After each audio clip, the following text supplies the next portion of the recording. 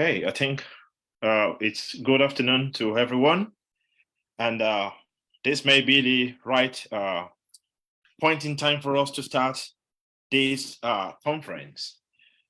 So, wherever you are joining us, you're welcome to this special edition of the Dreamfosters conference. And we will be focusing on the theme for the year, which is Do Not Get Lost in the System. I know this session is promising to be a very exciting one, and I hope that at the end of the session today, we will all be blessed. We will all be, uh, yes. Well, this is just to inform you if you're joining us that the session is being recorded. I hope you will be fine with that. And also, there is a notification that the session is being streamlined. As we speak because of participants that are joining us from different parts of the world, like you are this afternoon. So this is the welcome address. Because of the nature of the gathering, we may not be able to have the opportunity where individuals will be able to introduce themselves, but I will definitely introduce the key speakers to us at the right time in the course of the evening. So bear with us. I do not know if we can use the chat section. I think we should be able to use the chat session. You could message individuals using the chat the chat function, and of course you could send a message to everyone as well. So let's keep an eye on that. So this is just by the way of housekeeping. So if you have any kind of notice or any kind of message for us, please use the chat button. You can address the participant in you can address everyone okay, by using that chat function, and you can send a message, a direct message to any other conference attendee as you may wish. So once again, good afternoon. My name is David Babarinde. I am very delighted to welcome you into our session. So before we go further, I just want to run through the agenda for this conference. We will, after this welcome address, we will have a kind of presentation to let you know who we are. A whole lot of people have been asking the questions. Okay, what's Dreamfosters? What do you do? What's the vision about? So we will bring things to you at some point. So we've got three main speakers lined up for us this evening here in the UK. I do not know whatever the time may be where you are. And we have Dr. Akintunde, Dr. Henry Akintunde will be the first speaker, and then we will have the presence also of Mr. Yomi Odukoya and Andrew, Mr. Andrew Inyamaro will be our third speaker. So three speakers lined up for this conference. The first speaker will be Dr. Henry Akintunde. The second speaker will be Mr. Yomi Odukoya, and the third speaker will be Mr. Andrew Inyamaro. So, like I said the other time, I will tell you more about these speakers as we go on in the evening. So, but before we go ahead, can we have a light music so that we have some other people join us, maybe just for about 2 or 3 minutes, and then we can continue. Thank you.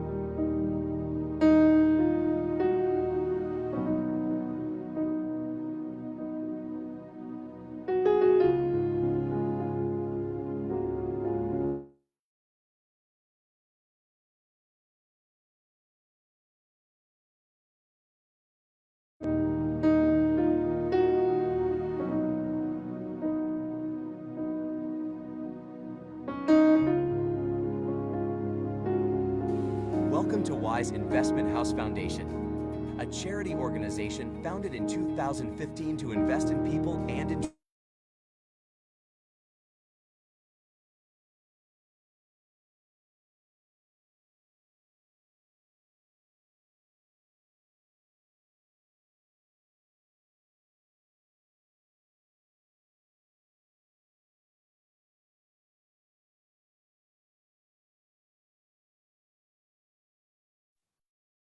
Okay, you are welcome back, everyone.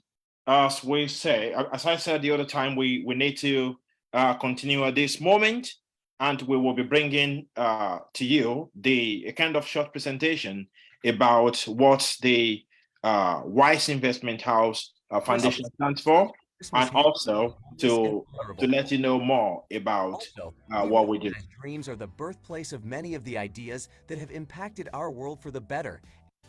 Welcome to Wise Investment House Foundation, a charity organization founded in 2015 to invest in people and in dreams. The foundation began with the monthly supplies of food and groceries to less privileged families and provision of food and essential items to the homeless and the elderly in the United Kingdom. Although the foundation started in the UK, we also operate in Africa. Our mission is to enrich the lives of the less privileged, most especially children, women, and widows, to support the homeless, to provide school supplies, medical treatment, and offer scholarships to pupils. At Wise Investment House Foundation, we have impacted the community by changing lives on the street and putting a smile on people's faces through our various projects such as Winter Kitchen, Spread Smiles, Pupil Support, Christmas on the Street with Christmas Hamper for the homeless and vulnerable. Also, we recognize dreams are the birthplace of many of the ideas that have impacted our world for the better and have the ability to change the life of individuals. Hence our Dreamsfoster event, which is the personal development arm of Wise Investment House Foundation, WIHF, that seeks to promote investing in dreams, territorial impact, and bringing every dream to reality. WIHF was founded by Dr. Omobola Omolabi. For years, Amabola and her dedicated team have supported the less privileged, and everyone is working towards a common goal, which is to make people's dreams a reality. The members and volunteers make investing in people and dream possible at Wise Investment House Foundation. At WIH Foundation, we are committed to making people's dreams a reality with the highest level of integrity and principles. With your support, we can continue to achieve our mission and goal to improve the lives of the less privileged in our society.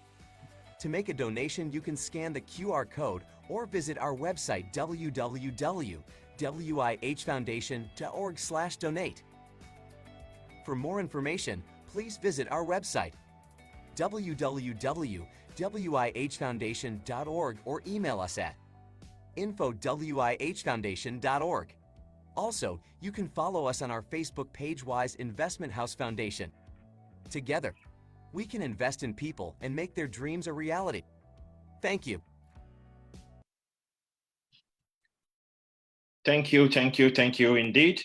If you want to know more about what the Dreamfosters do, please get in touch with Dr. Omobola. So we want to continue into the first presentation this evening. I will be introducing the speaker in a minute. Yes, when I was called to do the moderation for this evening, and I saw the lineup of speakers, I was very glad that we will be having these people in our presence to speak with us this evening. I will speak, of course, in personal capacity, if I'm permitted to do that, while I introduce the speakers, because of the kind of experience I've had with them. And I believe that their presentation this evening will come with even much more, provisions to bless us. I met Dr. Henry Akin today about 7 years ago, I'll say, and he's someone that has challenged me personally.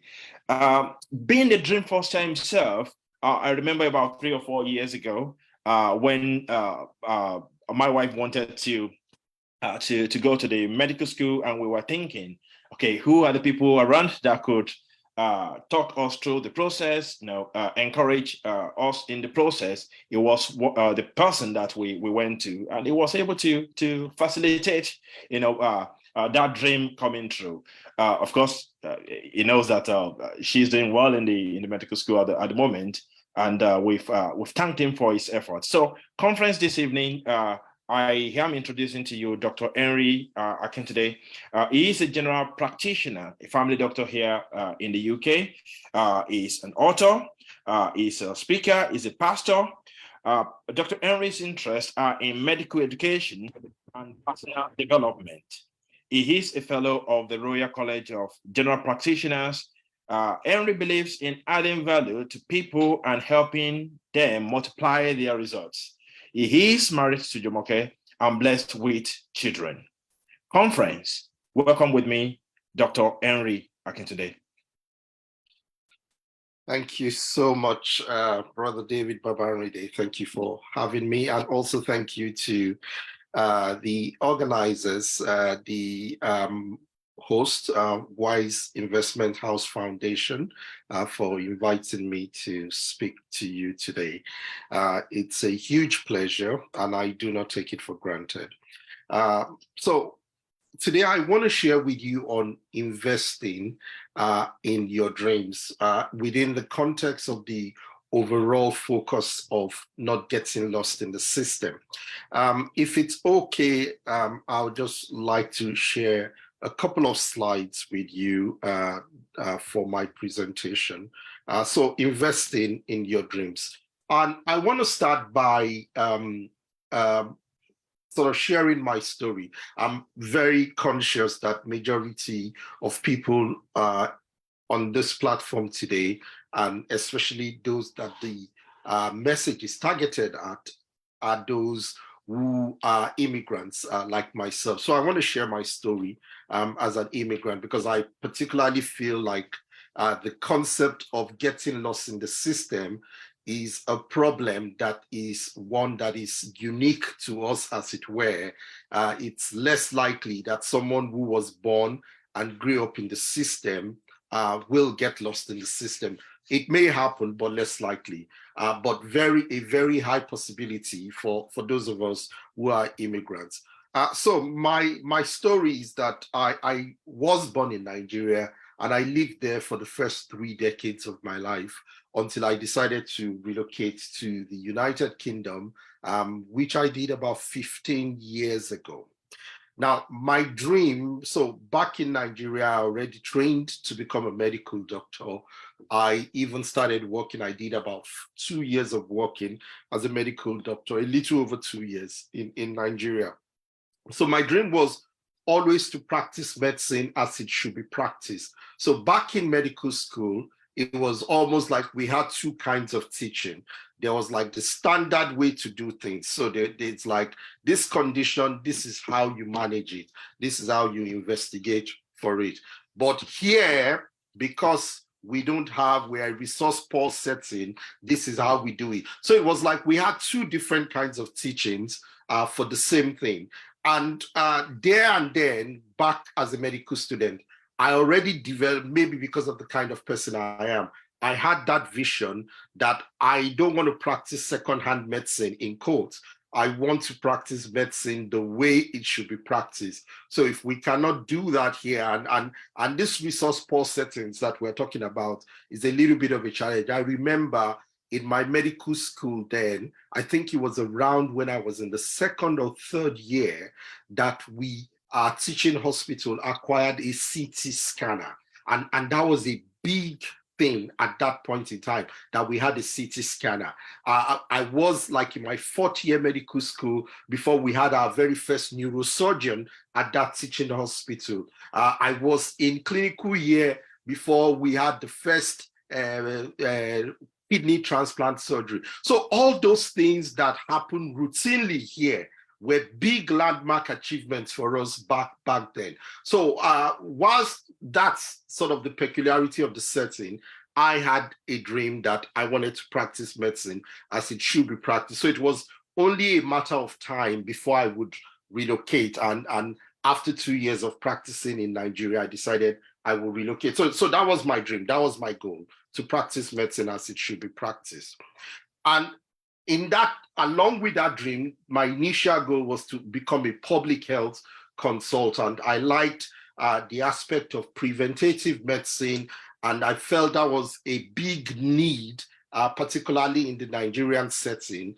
So that sort of became a passion. And when I came to the UK, that was my initial passion, to become a public health consultant.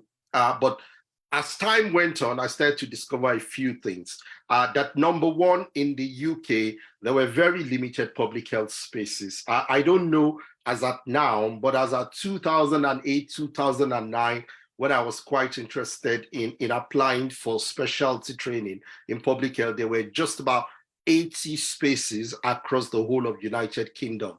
And it was one of the most competitive specialties, maybe after the likes of neurosurgery. There was a competition ratio of 10-1. So for every space that was available, 10 people applied. And because of that competition ratio, they had a way of doing the screening. So there was a written exam, but that written exam just took a little bit, just constituted a little bit of the overall marks that determines your progression. One of the main ways they did was to actually score your application, and they had the criteria, and the criteria favored you if you were young and just finishing medical school and maybe just practice for a few years, or if you were very experienced and you've had the benefit to acquire several years of experience, you've done publications and all of that. And me just coming from Nigeria, I wasn't young because unfortunately, I already spent more than the needed time in the university, courtesy of ASU strike, academic staff strike, and all sorts of unrest.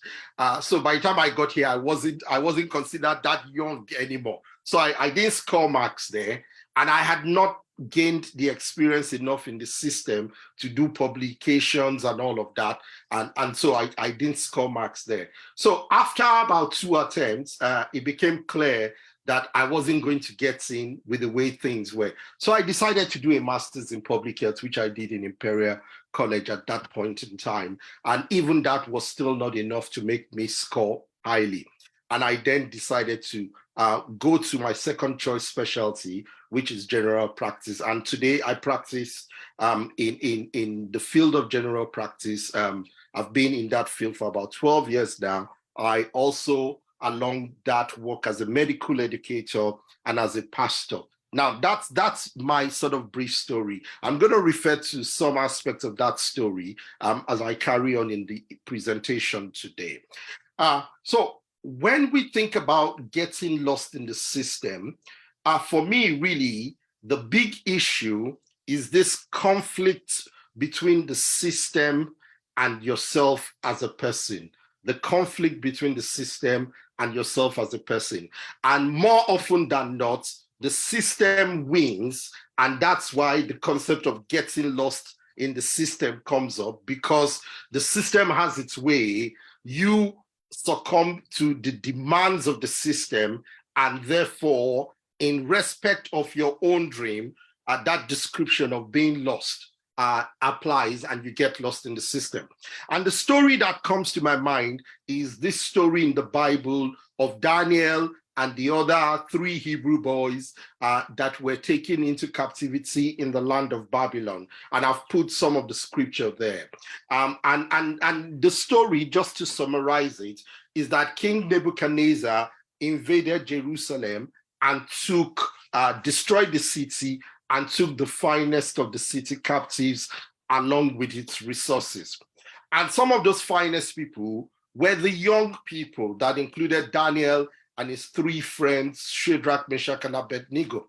And the vision of the king for them was that they were to go through a process of adaptation, a process of indigenization or naturalization, where after 3 years, they will become fit to serve in the king's court. So they were to learn the language, they were to learn the literature of the people, their name was to be changed, they were to eat the food of the Babylonians. So in essence, they were to learn the ways of the Babylonians so that after 3 years, they could serve the vision of the king, which was to serve in the palace.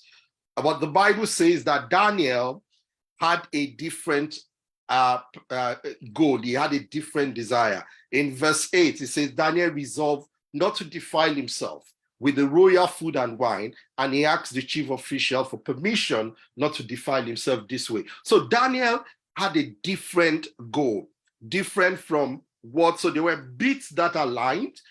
You would later know that Daniel served the kings. So Daniel didn't mind those bits, but there were parts of the naturalization process that Daniel did not approve of, that did not align with his own dream and his own goal.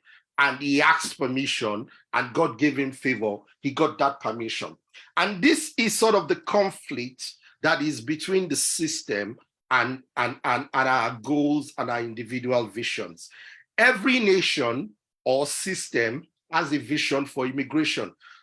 Much as nations may try to pretend, there's no nation in the world that likes immigration. That's the truth. Otherwise, the borders will be clearly open. Brexit has shown us clearly that the United Kingdom is not an exception to that rule. One of the major drivers of Brexit, when we voted then, was immigration, to take back control of the borders. So every nation, there's no nation on earth that likes immigration that way.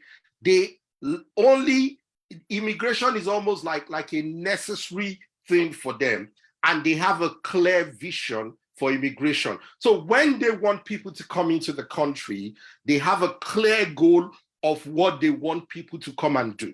And that's why they open the borders and decide the kind of numbers. When too many people, more than the numbers they want coming, they will put in place laws that would make it difficult for more people to come in. When they want more people, they will relax the laws that makes it possible for more people to come in. That's the system controlling its borders based on its vision. And in a country like the United Kingdom, there are some fields that would be in perpetuity, fields where they would always need people because of how the system is set up. Social care would always be one, because we are a system that is highly developed in terms of social care. We have an aging population, and the population will continue to age. These people will continue to need care. So they need people to come in and provide social care. Manufacturing is another one. And I say this as a GP, I don't remember the last time I saw sort of like a proper white Caucasian British that I know that is working in the manufacturing that's come to see me as a patient. No, it's mostly immigrants that come from Eastern European, Africa, and those bits that work in the manufacturing sector. So they need people in these warehouses, and their people are not going to do this job. So they are going to open the border to allow that sort of immigration. They need people too in some highly skilled areas, like in my profession as general practice. Oh my God, we need people. And now we're getting flooded with international medical graduates like never before. So that's just an example. But the whole idea is that the system opens up because it has a need somewhere. So although you don't know it, from the time you are accepted to come into the country, is because the system already has a plan for you. It wants you in a particular sector, and it's going to do whatever it can to try to push you into that sector. That's sort of the first tension. Now, that vision may or may not align with your own vision. So, for example, maybe if what they want is doctors and you are a doctor, that sort of aligns with your vision. But your vision may not be to work in social care. As a matter of fact, in many of the places we grew up, social care does not exist in that way. So it may not be something that we even ever heard of until we came here. Maybe your vision is not to work in the manufacturing sector. I know a brother who was telling me that when he came, obviously under the pressure of pounds, he went to do a job in the warehouse. and that he could not finish that shift that day. By the time he did all that lifting and all of that, he told them, I'm not coming back. And he went and left and went home. But for some people, they will carry on regardless of that stress, because that's the direction in which the system pushes them. So the conflict then arises in that setting, because your vision is not aligning with that of the system. But the system is powerful. There's a lot behind the system, and it has many slave masters that does its bidding. One of the most effective slave masters of the system is bills. You know, from the moment you land in this country, even before you earn a pound, you have started incurring bills. And that pressure eats into your savings very quickly. And before you know it, you're under pressure to get a job, because the bills keep coming. You see, you whether you like it or not, every month those bills just keep coming. They keep coming. They don't care whether you're earning income or not. They keep coming. And that's one of the biggest slave drivers of the system. But it's not just that. There are other slave drivers too. And some of the slave drivers too is what I call other people's experience, which is not always the truth. I have come to know that the kind of people you meet, firstly, when you land in this system, is very significant. They will determine the direction of your travel. If you meet the people who believe that, forget all those dreams that you've come with, you may be a manager in the bank in the country of your origin, that when you come here, there's no manager job available. Here is where you get the job. Manufacturing is where you get the job, and all of that. And if you believe those sort of stories, you may end up there. Now, there's some truth to that, but it's not the total truth. So the system also has people like that who are involuntarily, without their own knowledge, serving as slave masters to the system, because they only know what they know, their own pathway, and they use that as the advice and guidance for you. And if you were to take on that sort of a story, hook, line, and sinker, you follow in that path, and unknown to you, that's the system driving you, using its slave masters to get you to do exactly what it wants you to do, because those are the places where it has the vacancies or the needs, hence the reason they opened up the border in the first place. So all of that pressure may mean that if you're not careful, especially that pressure of bills, that you take what is available at the beginning and not necessarily go into what you want to do. And here is the danger. The longer you are away from the pathway you want to follow, the harder it is to come back to it. The longer you continue to stay away from your dream, the harder it is. Because once the pressure of pounds starts, that pressure never stops until the day you die. So it's more difficult to want to take a break from a source of income to want to get yourself back in the pathway that you ought to go. So really, much of that battle is one that you have to fight early on. It doesn't mean that you can't fight it later on, but it becomes harder. And that's the system that is at work. However, the truth of the matter is, there is, however, still space within the system for the person who chooses to think differently. And I made up my mind from a long while ago, after I experienced some of these things too, that look, for people that I know that are just coming, I would be one of those people to provide them a different story, to tell them that, look, you can live differently. Your experience can be different. You don't have to feel pressured by the system to go the way you don't want. You know, I know people who had decent jobs and they had different goals. People who were like bank managers back in their home country and all of that, and they got here, and for 3-5 years they were doing security jobs because they believed that's where the jobs were. Fortunately for some of them, they eventually found a way back into the sectors that they wanted to be in. But at the beginning, all those pressures pushed them the way that they did not want to go. But the truth of the matter is, one of the tier 2 visa used to be called a highly skilled migrant visa. So what that tells you is that there is still room in this nation for highly skilled people. There's still room. So the space is not, whilst there's space in the care sector, in the manufacturing sector, and those other bits, there's equally space in those other sort of highly skilled jobs that were originally part of your dream that brought you here in the first place. So but it needs you to choose to think differently. It needs you to choose to believe in the God of your dreams. So I'm now going to talk about how you need to continue to invest in your dream, how you should not succumb to these powerful forces in the system that may want to pull you down or pull you their way.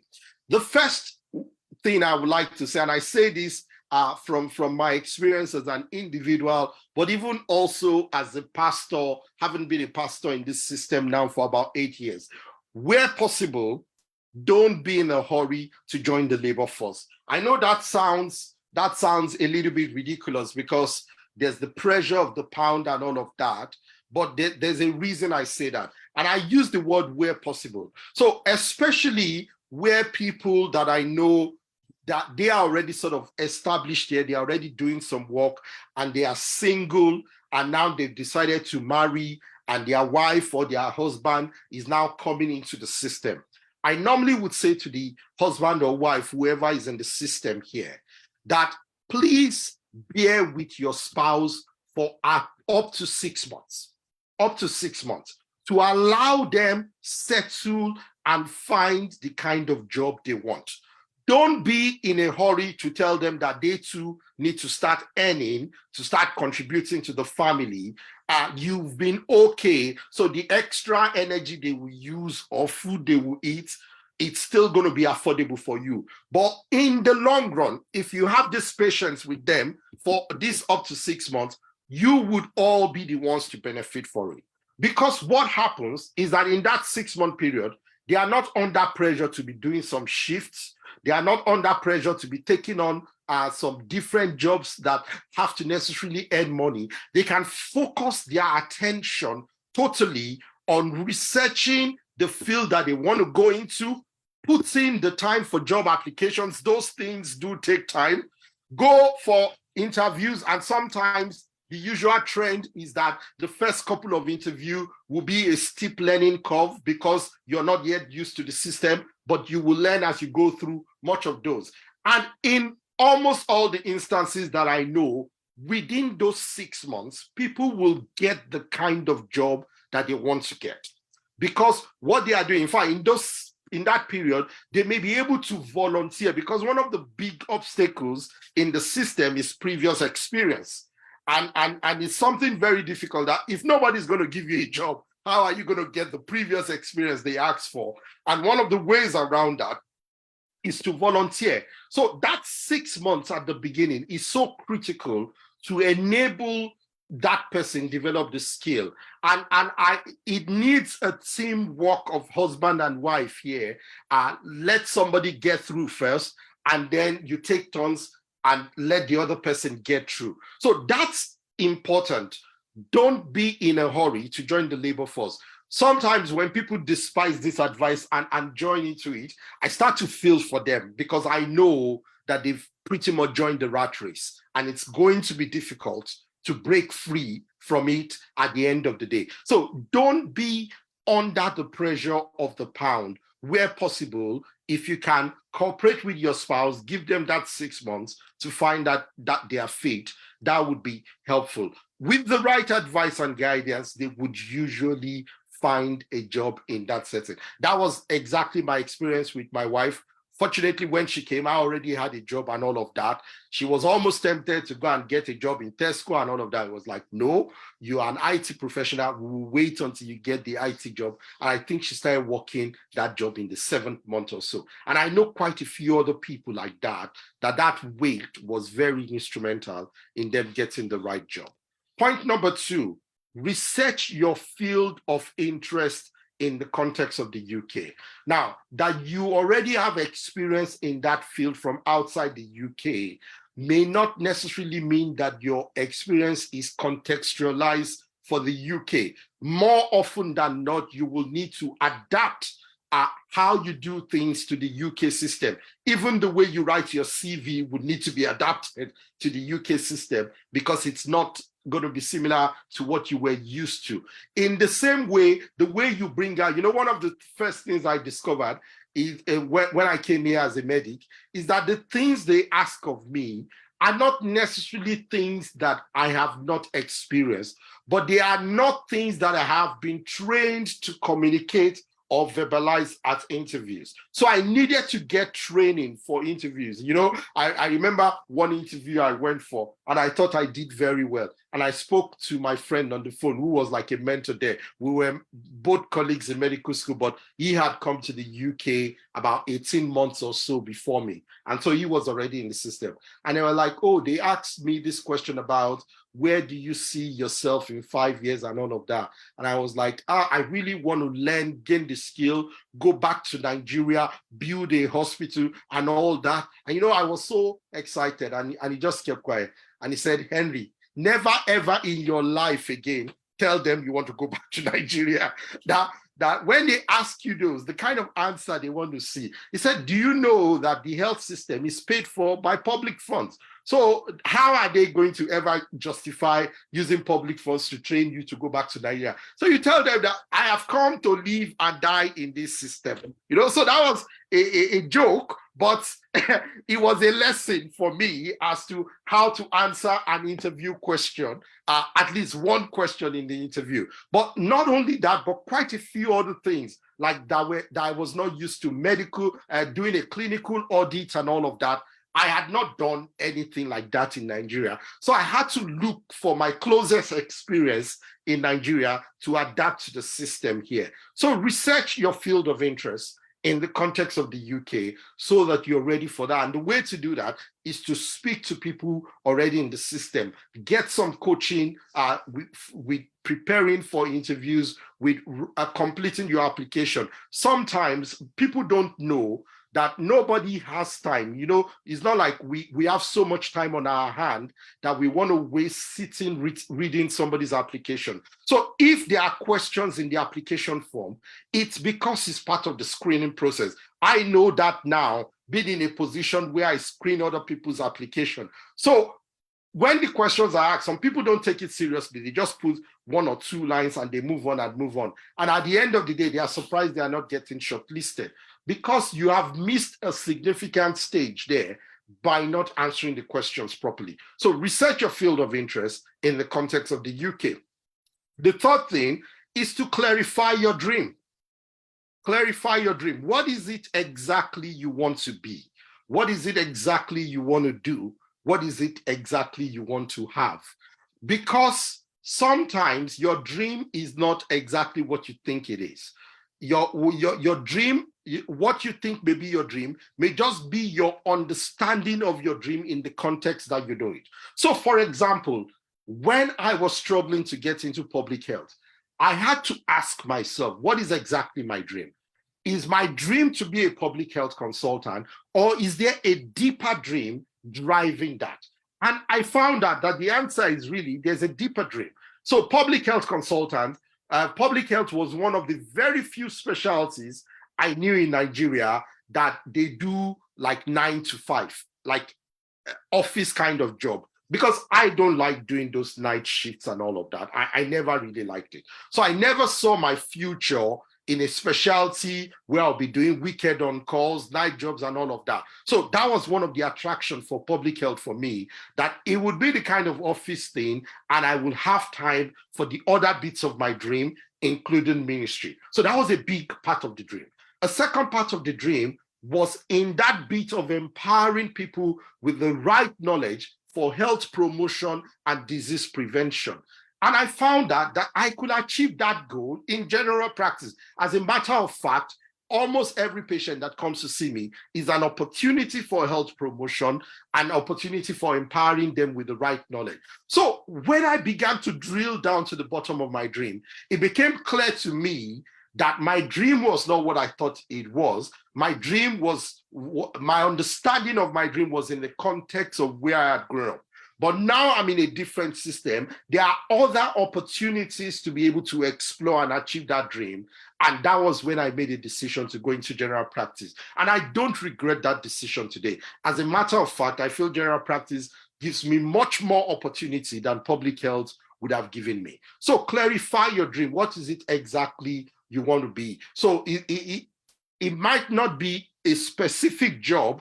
It might be that it's certain things that you want to be able to do, and there may be other jobs in the system that allow you to do it. And those jobs may have less competition ratio, and you may be better off or finding it easier to go down that pathway. And here is one country, the way the system is designed, you can learn one thing in your university, you may have some experiences down a particular line and can decide to start over completely in a new area in this system. The system offers you the opportunity. All you need to do is know what sort of trainings that you need to get in order to go down the way of that system. So clarify your dream. It's important. Continue to invest in your dream.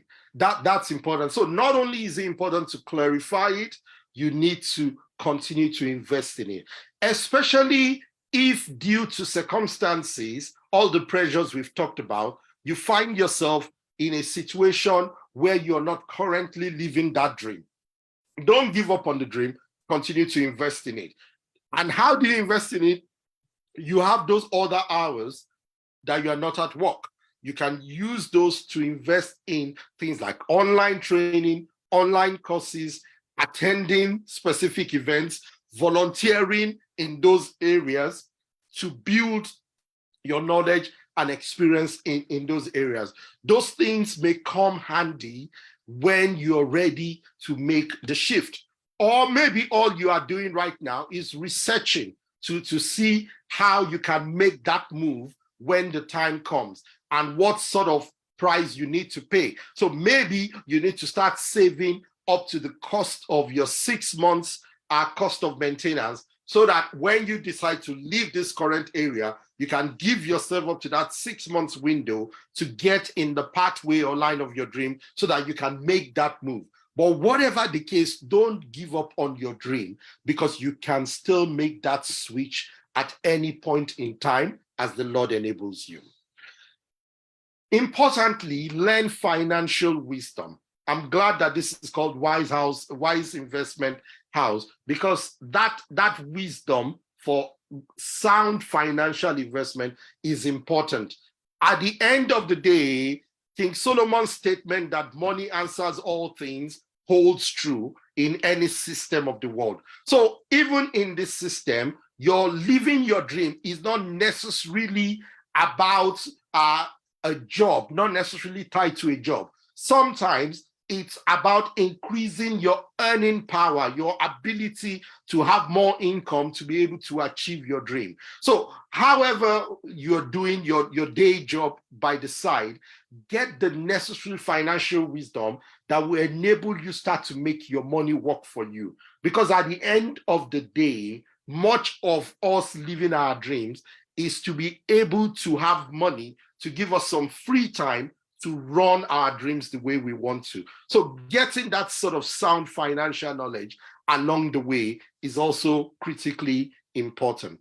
And finally, it's never too late to start living your dream. And I can say that and say that again. It's never too late. If you're on this forum today, you're in the right place. It's never too late to start living your dream.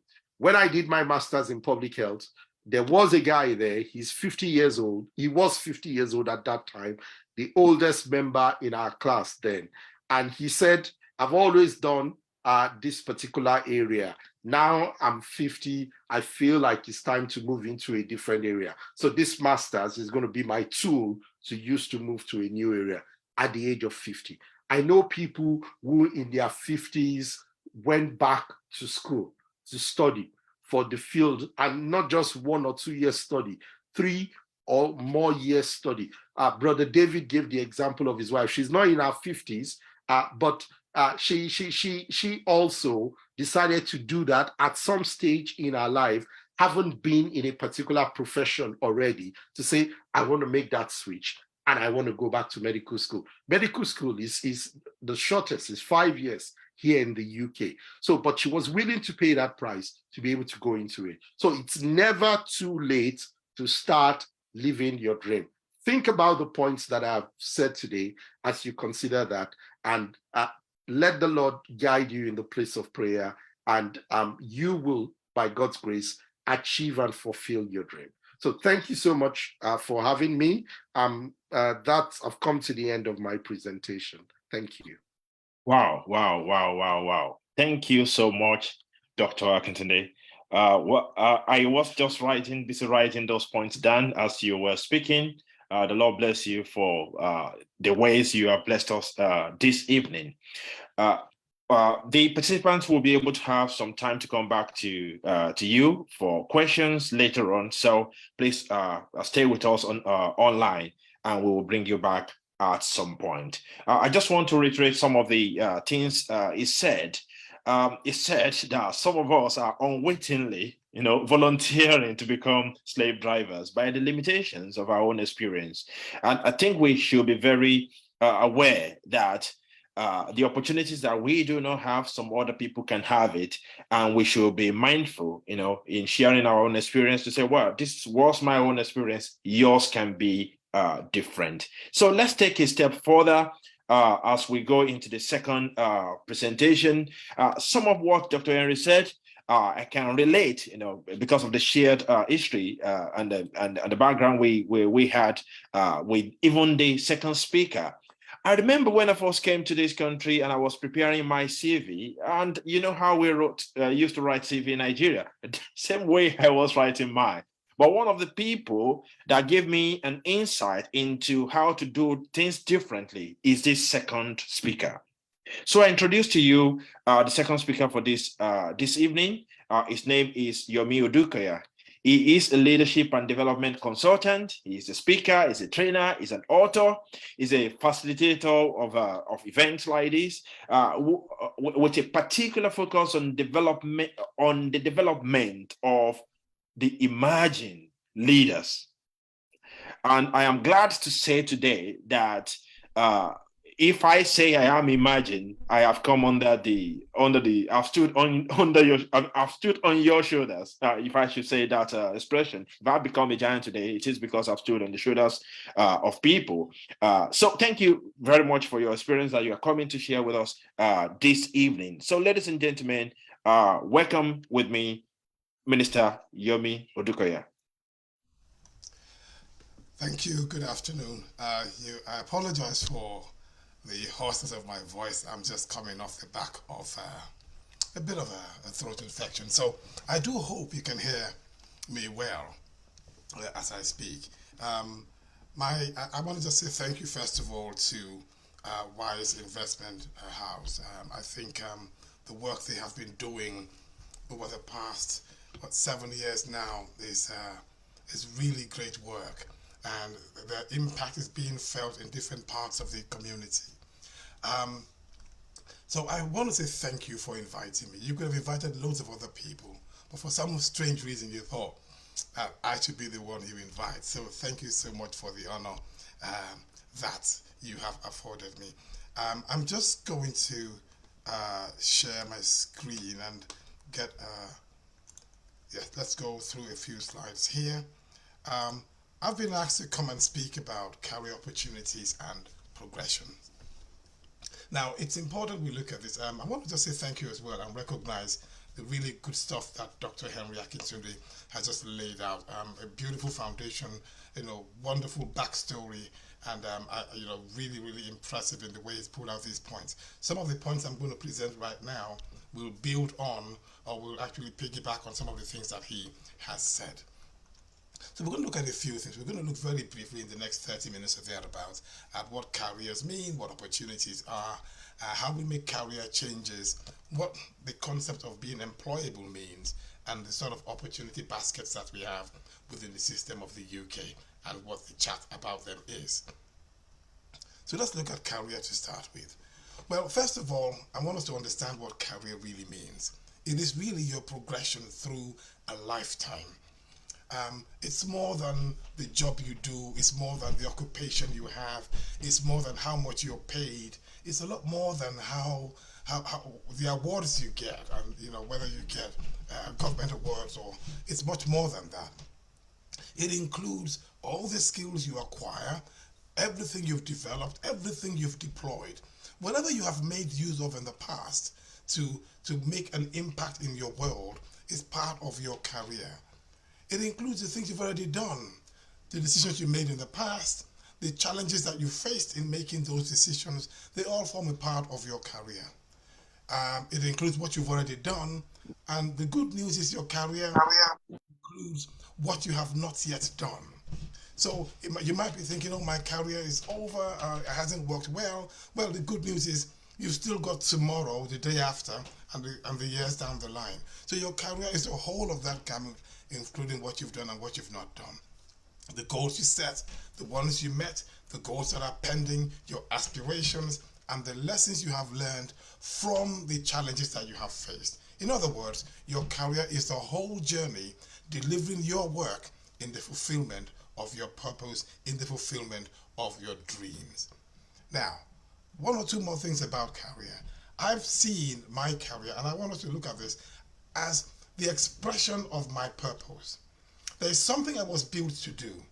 And the whole of my lifetime, through all of these lessons and all of these learnings and all of these acquired skills, is a way to express what God wanted me to do.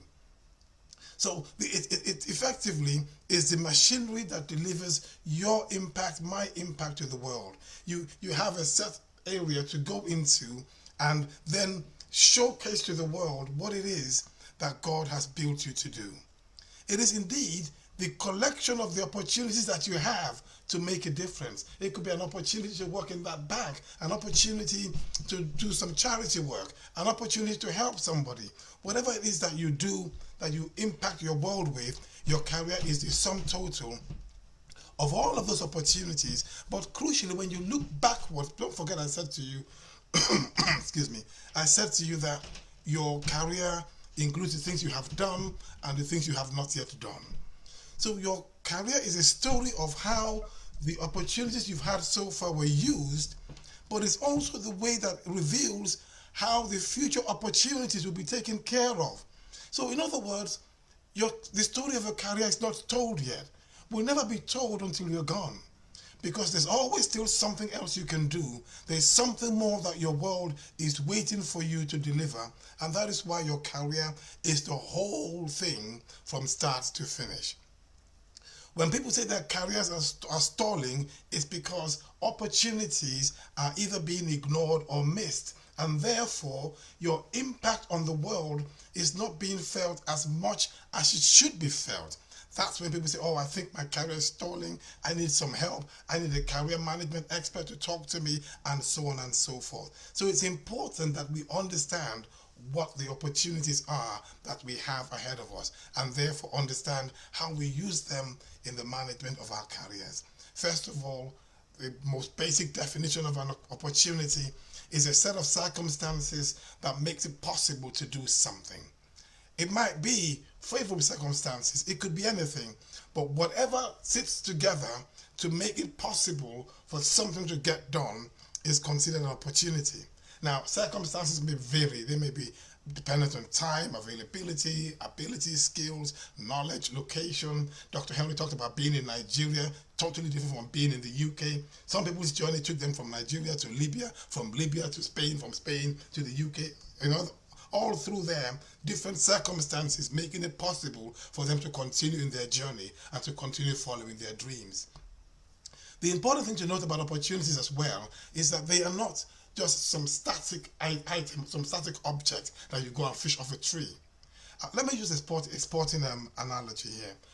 Many years ago, a gentleman called David Beckham scored a goal from the halfway line or from within his half. I don't know of any commentator when David Beckham got the ball who thought, goal. There's an opportunity for a goal here. It only became an opportunity because in his mind, he looked up and thought, I can do this. I think I can surprise the goalkeeper. I'm going to take a shot from here.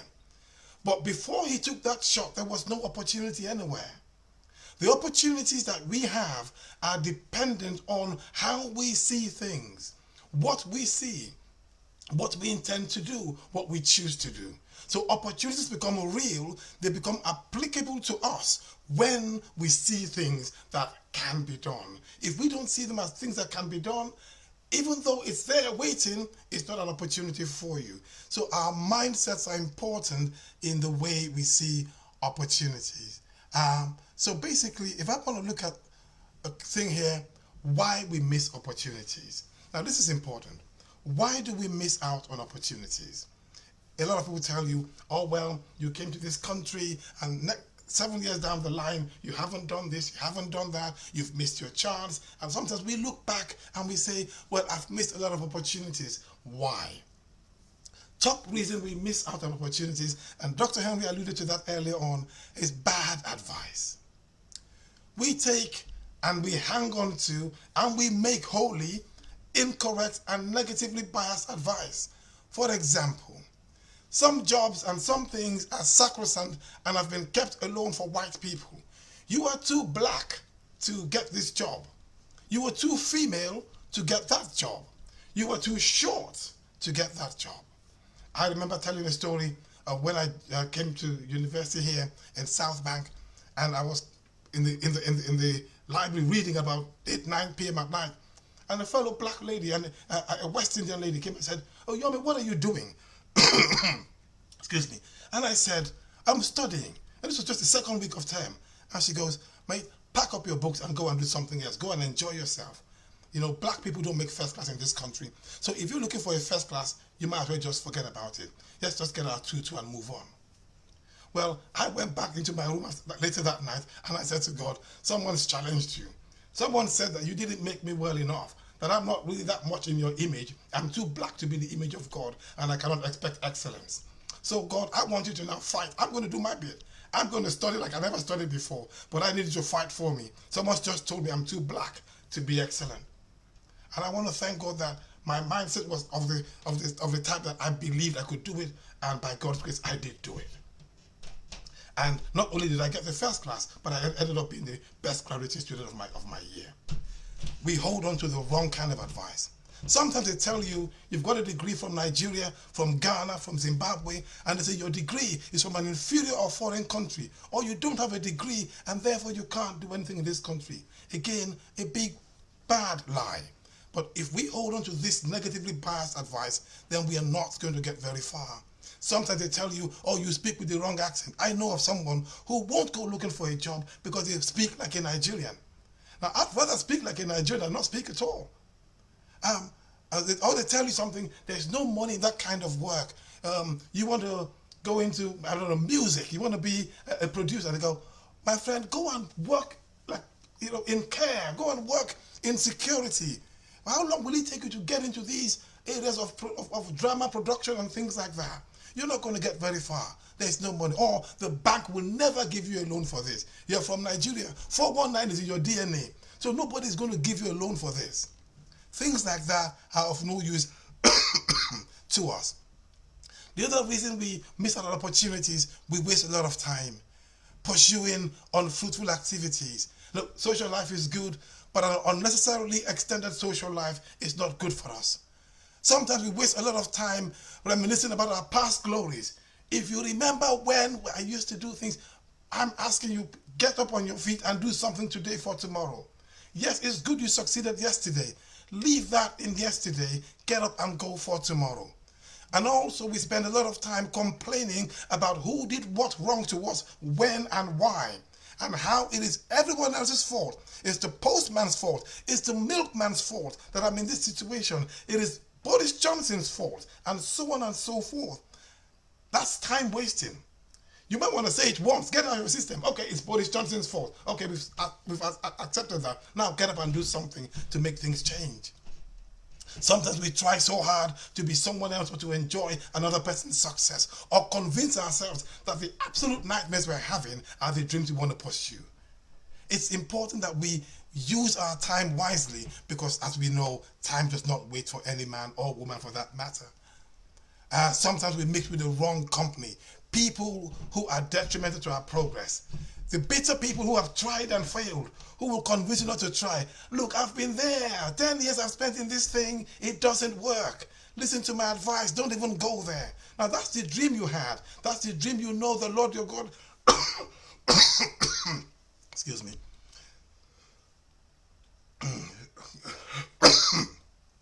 The Lord your God gave to you. But some people will try to disabuse your mind of those things. Then there are people who are selfish, who only want success to themselves. And so they will advise you, excuse me, they will advise you not to do some things because they've succeeded in those areas and they don't want anyone else to be there with them. Then there's the uncle or auntie who has got a racial chip or another social issue chip on their shoulder. And they keep telling you about the struggles of black man. African man don't suffer. It is true. African man has suffered. But it's time for this particular African man not to suffer anymore. And we need to have that mindset that even though these people may be special people to us, they might be our dads, our moms, our uncles, not to allow any bitterness or any bad advice that they have to decide our direction for us. And it's also true for professional acquaintances, not just family. And then finally, there are the people who tell you, oh, you're doing okay. There's no need to fly. It's all good. One of the worst pieces of advice I ever heard actually came in a school. Where have you ever been to school and you ask why maybe a son or a daughter is not doing so well in this particular area, and they go, oh, it's the taking part that matters, especially in sport, and they don't have to win. It's the taking part that matters. What a load of rubbish. Why take part in sport if you don't want to win? Why write an exam if you don't want to pass? Or they say to you, oh, it's okay. We've put him on the lower ability table where there are people like he's okay among his peers there. In the same classroom, you've got a child already being classed as a failure or as being below the standard. And we say nothing about it. It's important we don't mix with the wrong company or we don't get the wrong part of advice. Sometimes it's also a lack of focus. We're unclear of what we really want. We chase around after too many ideas based on variety of advice, and we don't give enough attention to what we're chasing. Ever have you think about anyone chasing 2 mice will end up with none? Well, we chase after that. They tell you, oh, there's work in IT, you run after IT, then you're also a nurse, then you're also this, and you're doing everything because that's where the money is, or things like that. It's important. Be clear on what your dreams are. Don't chase after everything. Be very clear on what you want. And sometimes because we don't give enough attention to what we're chasing, we don't know enough about what we want. And therefore, we don't do enough for either of the items we're chasing. And so we chase 5,000 items, doing too little for either one of them, and we get none of them, and then we get so upset, and we say this is a very bad system. The UK is a system that's designed to bring down the Africans, and we go all colonial and all what's not, and then we end up in the same pit as those guys who told you that it cannot work. One of the abiding memories of my childhood is watching Winnie the Pooh, and watching how Eeyore the donkey will always say, "You will never make it. I know it." It didn't matter what they were doing. His only chance was, you would never make it. And we want to get rid of all the Eeyores in our lives, make sure that we're always getting the right kind of advice. And also sometimes we lack focus because we're trying to please too many people. Too many people, and hence we have no focus on our own purpose. The last reason why we sometimes don't achieve our opportunities or find out what those opportunities are or take advantage of them is because we allow fear to determine what we see or do not see. So for example, we become very risk averse because we've been scared of certain things. We are afraid of the unknown. If I go there, it might be that things will go wrong. I've been told in the past that when you do these things, you will get into some situations, some problematic situations, and therefore we start to see threats where there are no threats. Then we get afraid of the known as well. So now you're stuck in a cycle of fear. The things you know, you're afraid of. The ones you don't know, you're also afraid of. You're afraid of failure. You're afraid of success. It's just fear going all around you. And the big question is, How do we ensure that we don't fall prey to all of these things? It's important that if we've dreamt of something, there's got to be a way to take advantage of the opportunities. Remember, the set of circumstances that will come together in time to make it possible for you to do things. How do you take advantage of that? The Scouts motto, be prepared at all times, mentally and physically. Be prepared to acquire new skills that may be required. Doesn't matter what you learned in Nigeria, doesn't matter what they taught you in Poland, be prepared to acquire new skills. It might well be that you need 1 year, 6 months, even 1 to 2 weeks of an additional course or learning to be able to qualify or be accredited to do what you want to do. Be ready to do so. Don't let anybody tell you, we just heard about the 50-year-old who came on board to change his career. Don't let anybody tell you you're too old to learn something. You're never too old to learn. Be prepared also to let go of any previously held views or knowledge. Be prepared to forego every comfort you have now if that means you're going to step into your opportunity and step into your dream. Some people, immigrants, got into some kind of jobs where, well, you know, it's a low-paid job, but, you know, I get some free time, or I get the ability to work how I like. And because of that, we got stuck in there and never made the jump to do what we really wanted to do. And finally, be prepared to outdo your own expectations and to outdo the expectations of others. Always have yourself a personal SWOT analysis. We know what this is, but it's not just to know your strengths. Know your strengths and know how your strengths have improved. Because if you're working on yourself, the strengths you had last week will not be the ones you have this week. What you had last year will not be the ones you have this year. So you need to be in an ongoing SWOT cycle. Know as well what has become a weakness for you. Let me give you a good example. When I graduated in computing, but when I graduated, the internet was new. We used to write code in Ada and Fortran and some terrible thing called C, right? But now, all of those languages, nobody uses them anymore. So I now know that when it comes to coding, I have some weaknesses. I have to grow. I have to learn new languages. Also be on top of the opportunities and the threats that are out there. But crucially, don't SWOT for the sake of it. When you do a SWOT analysis, please use the information that comes out of a SWOT analysis. Use it wisely. Use it to develop yourself. Also, it's important. Remember the story of Peter?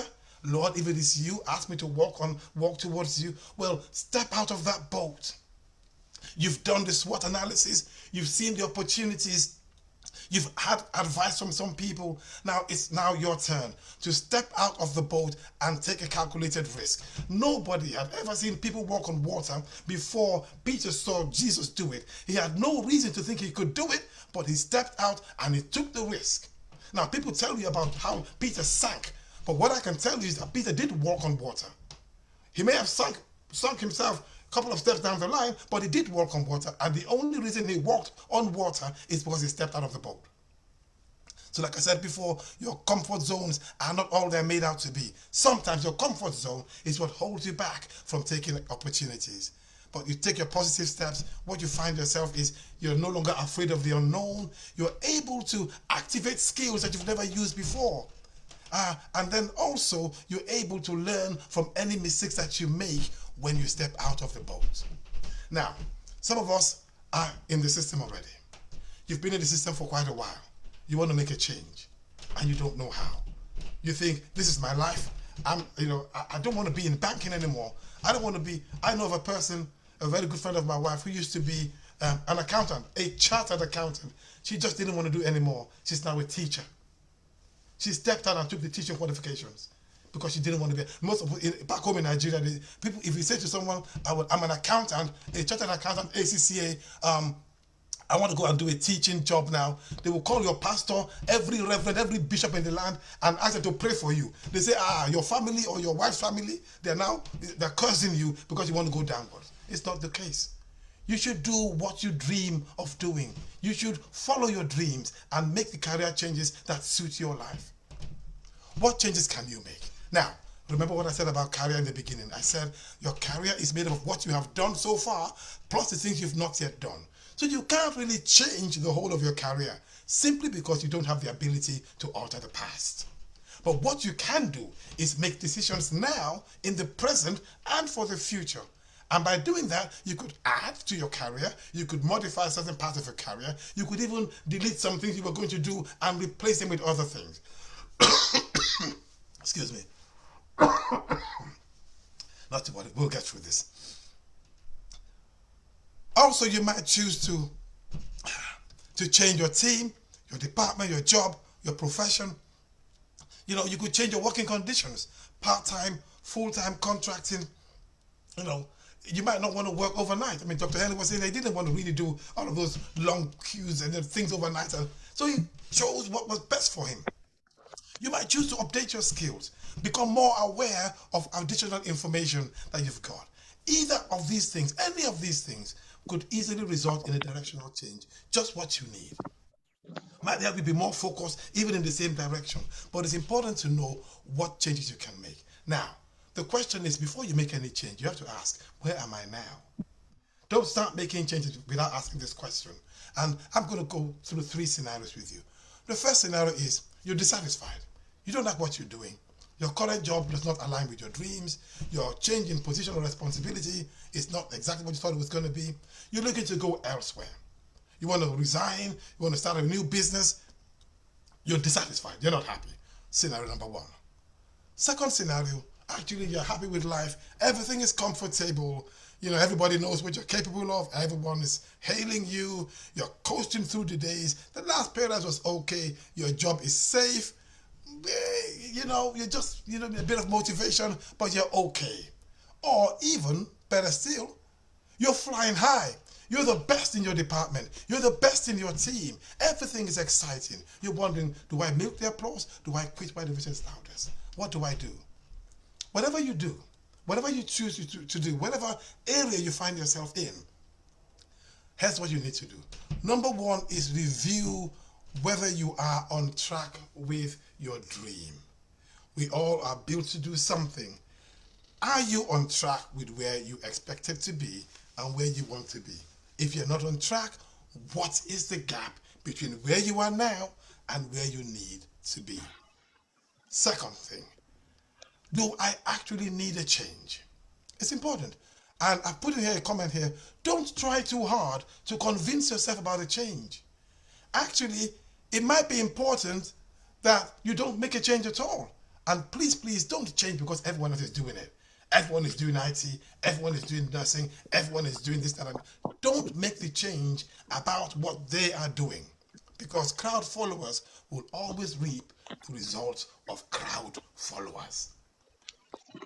If you have then determined that you do need a change, define what needs to remain and what needs to change. Don't throw everything out if it doesn't all need to be thrown out. You know, find out what needs to change. Sometimes it might be that you are the one who needs to change, not even the job, not even the location you're working in. I picked up this quote from William James. It says, human beings, by changing the inner attitudes of their minds, can change outer aspects of their lives. You can actually change where you work and where you currently are by changing yourself. So find out what does need to change. And then if you've decided what needs to change and all that is okay, then remember that you need to be fully committed and not afraid of making that change. Now, I'm going to go through a few things here. Employability. What makes you employable? This is the definition you need to have.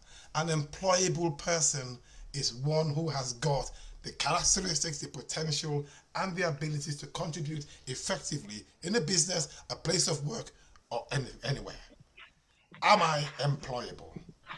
Even if I'm going to employ myself, am I employable? It's a very big question to ask, because if you're not employable, you cannot even understand who you are or what you've got to offer. Now, I've put together a matrix here of 4 types of skills that are important to employability. And I want us to go away and ask ourselves about these types of skills. Do I have these kind of skills? Am I looking to improve in this area? Are these areas I need to get better at? Let's start with the first one, community skills. So here we have community skills. And these are skills that are applicable and available to everyone. Teamwork, communication, things we always have a reason and opportunity to get better at.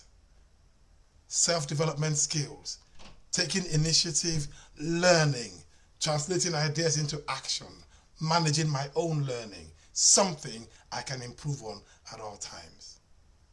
Transferable skills, things I can use in different jobs, problem solving, planning, analysis, organizing information. These are the kind of skills we all have, but because we don't ask ourselves the question, how employable am I? We don't know we're so good at these things, and we let people tell us otherwise, that we can't do certain things. Then there's your specialized skills, technology, domain knowledge, banking, engineering, and so on and so forth. I will always ask yourself, how employable am I? I'm going to leave you with, I saw this somewhere. This is not my stuff. I picked this up from an employment website in the UK, and it talked about the 10 opportunity baskets in the UK. So in case you're out there, you're wondering, there's no job out there for me. I'm from Nigeria. I'm from South Africa. There's nothing out there for me. These are the opportunity baskets where the most opportunities exist if only we look at the opportunities that are there. Project management. If you can organize stuff, if you can assign stuff to people, if you can understand things and put things together, you can get qualifications in 2 weeks, in a week, to be a project manager. It's a big, big opening out there that many of us tend to ignore. Now, software developers go, I don't know IT. Nonsense. If you can count and you can comprehend, you know about information. It's important. It's a wide open field if you're interested. Nursing, we know, I'm not going to say anything about that. We know we need more nurses. We always need more nurses. The pandemic only served to highlight this shortage. Teaching, have you ever seen a place that's got too many teachers? Never. We always need new teachers. Don't be put off by any accreditation or conversion courses. It won't take too long. 5 and 6, graphic design. Now, we're very good at doing things like this. Putting things together, digital marketing, graphic designing.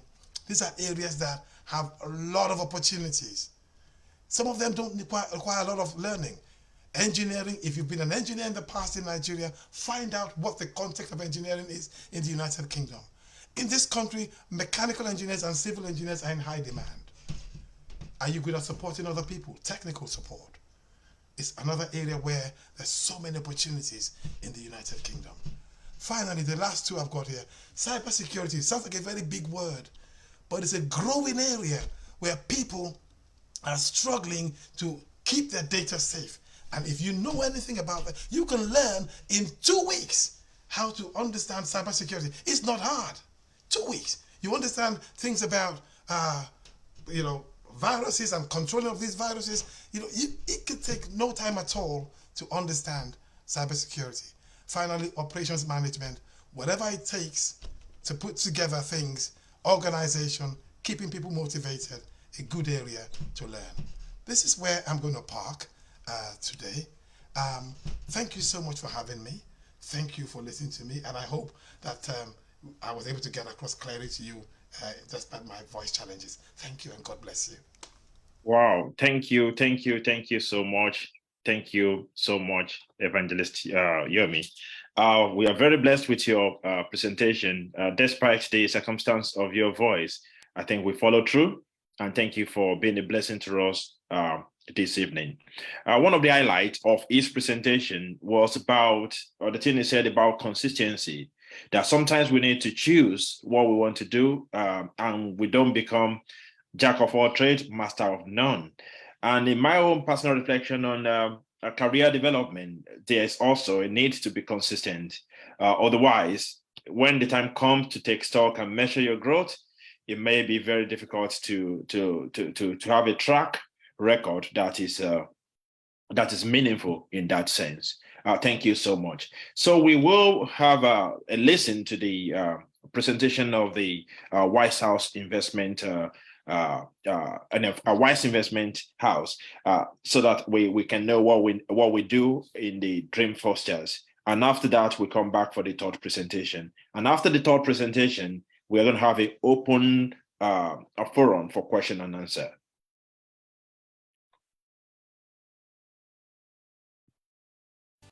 Welcome to Wise Investment House Foundation, a charity organization founded in 2015 to invest in people and in dreams. The foundation began with the monthly supplies of food and groceries to less privileged families and provision of food and essential items to the homeless and the elderly in the United Kingdom. Although the foundation started in the UK, we also operate in Africa. Our mission is to enrich the lives of the less privileged, most especially children, women, and widows, to support the homeless, to provide school supplies, medical treatment, and offer scholarships to pupils. At Wise Investment House Foundation, we have impacted the community by changing lives on the street and putting a smile on people's faces through our various projects such as Winter Kitchen, Spread Smiles, Pupil Support, Christmas on the Street with Christmas Hamper for the homeless and vulnerable. Also, we recognize dreams are the birthplace of many of the ideas that have impacted our world for the better and have the ability to change the life of individuals. Hence our Dreamsfoster event, which is the personal development arm of Wise Investment House Foundation, WIHF, that seeks to promote investing in dreams, territorial impact, and bringing every dream to reality. WIHF was founded by Dr. Omobola Omolabi. For years, Omobola and her dedicated team have supported the less privileged, and everyone is working towards a common goal, which is to make people's dreams a reality. The members and volunteers make investing in people and dream possible at Wise Investment House Foundation. At WIH Foundation, we are committed to making people's dreams a reality with the highest level of integrity and principles. With your support, we can continue to achieve our mission and goal to improve the lives of the less privileged in our society. To make a donation, you can scan the QR code or visit our website www.wihfoundation.org/donate. For more information, please visit our website www.wihfoundation.org or email us at info@wihfoundation.org. Also, you can follow us on our Facebook page, Wise Investment House Foundation. Together, we can invest in people and make their dreams a reality. Thank you. Thank you, thank you, thank you. So we want to go into the third presentation of the evening. Our third speaker is Andrew Nyamaro, who is the Director and Principal Solicitor for Tan Law Solicitors Limited. He is the current president of the Warwickshire Law Society. Andrew is a lawyer who has vast experience in dealing with clients from different cultural and ethnic backgrounds. He is an established litigator, negotiator, and a counsel. He is admitted by the Law Society of Zimbabwe and by the Solicitor Regulatory Authority of England and Wales. Andrew has done various voluntary work, including working as a magistrate and school governor. Andrew is a distinguished public speaker who has addressed various political, religious, social, and charitable organizations on leading issues of law.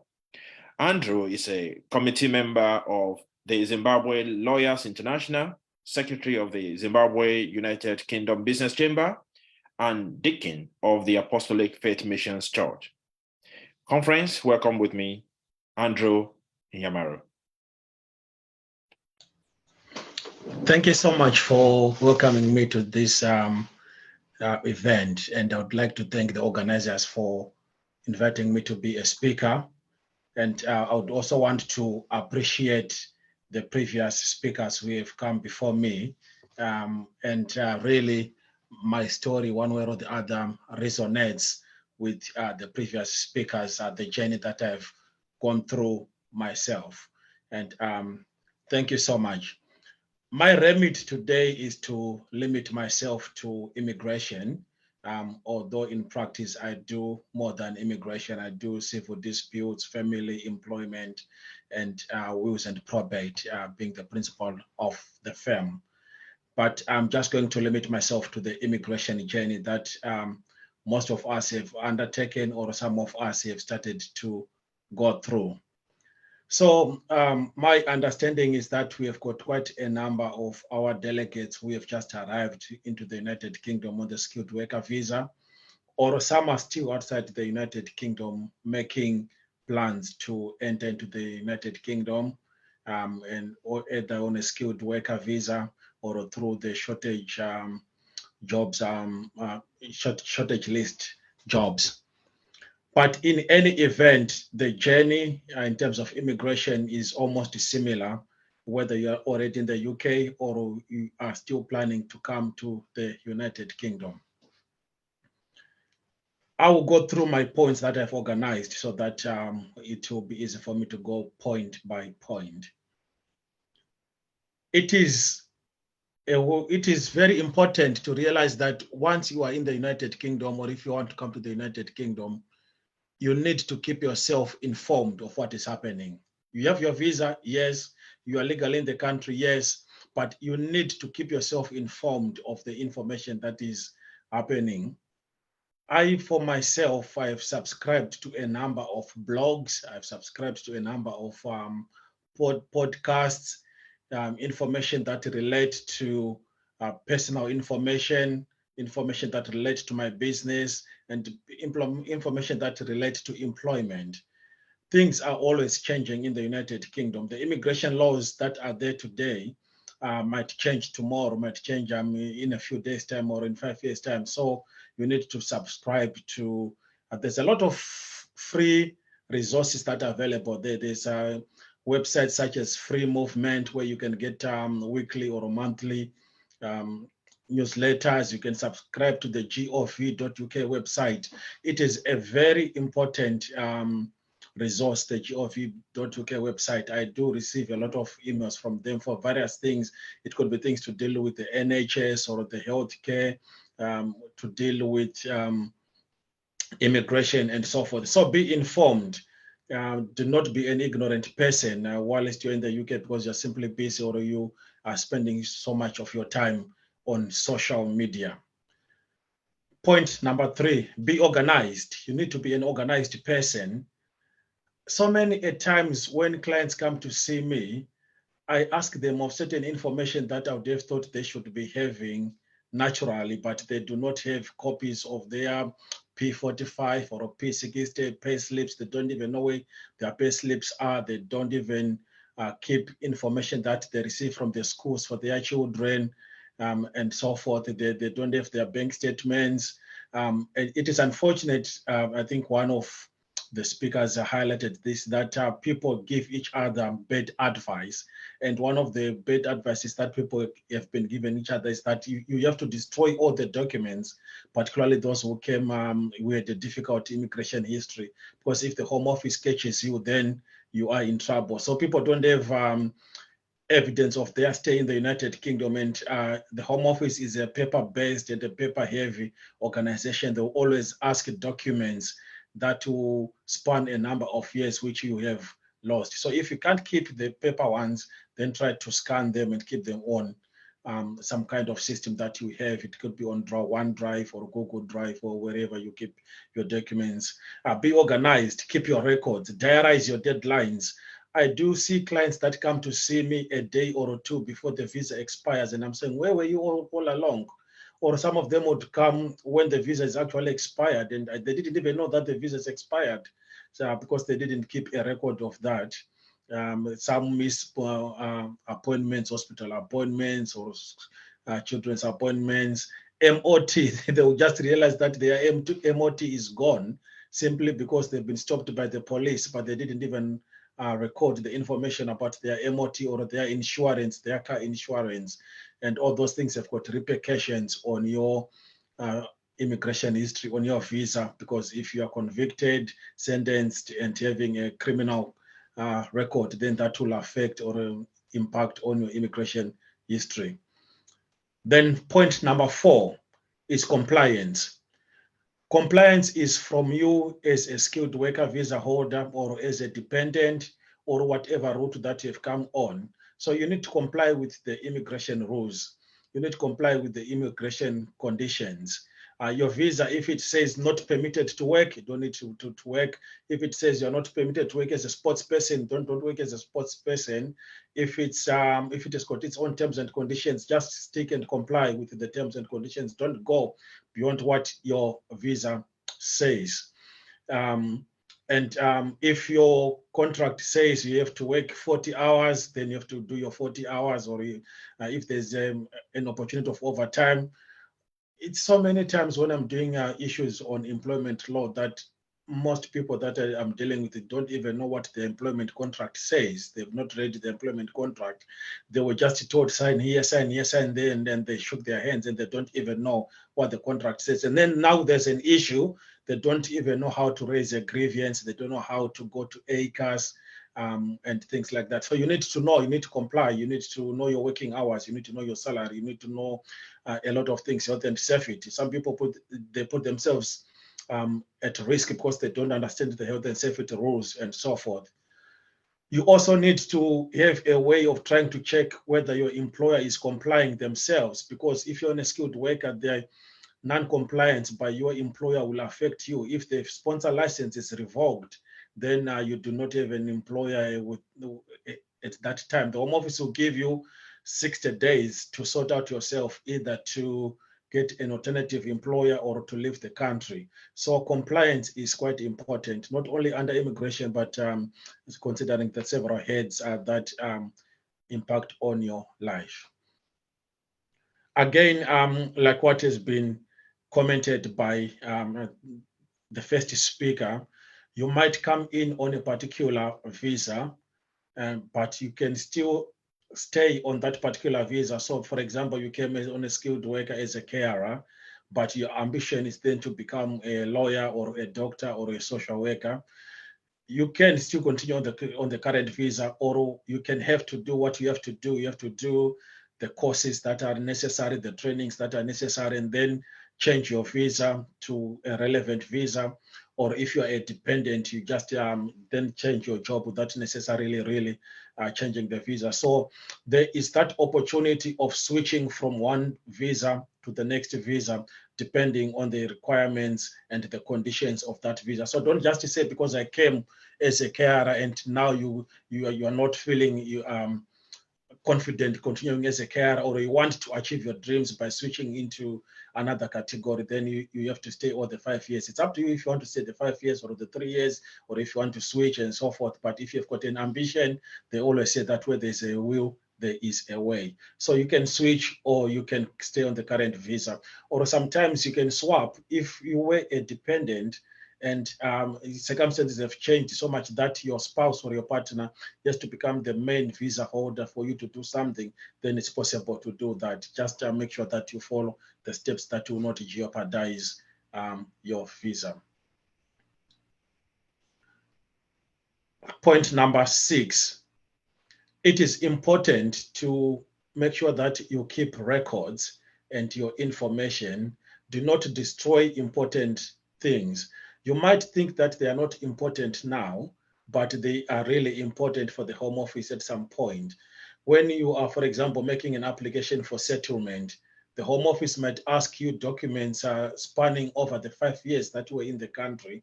And if you were destroying your utility bills, your pay slips, your bank statements, if you were destroying your insurance documents and things like that, it might be difficult for yourself to then prove your residence in the United Kingdom.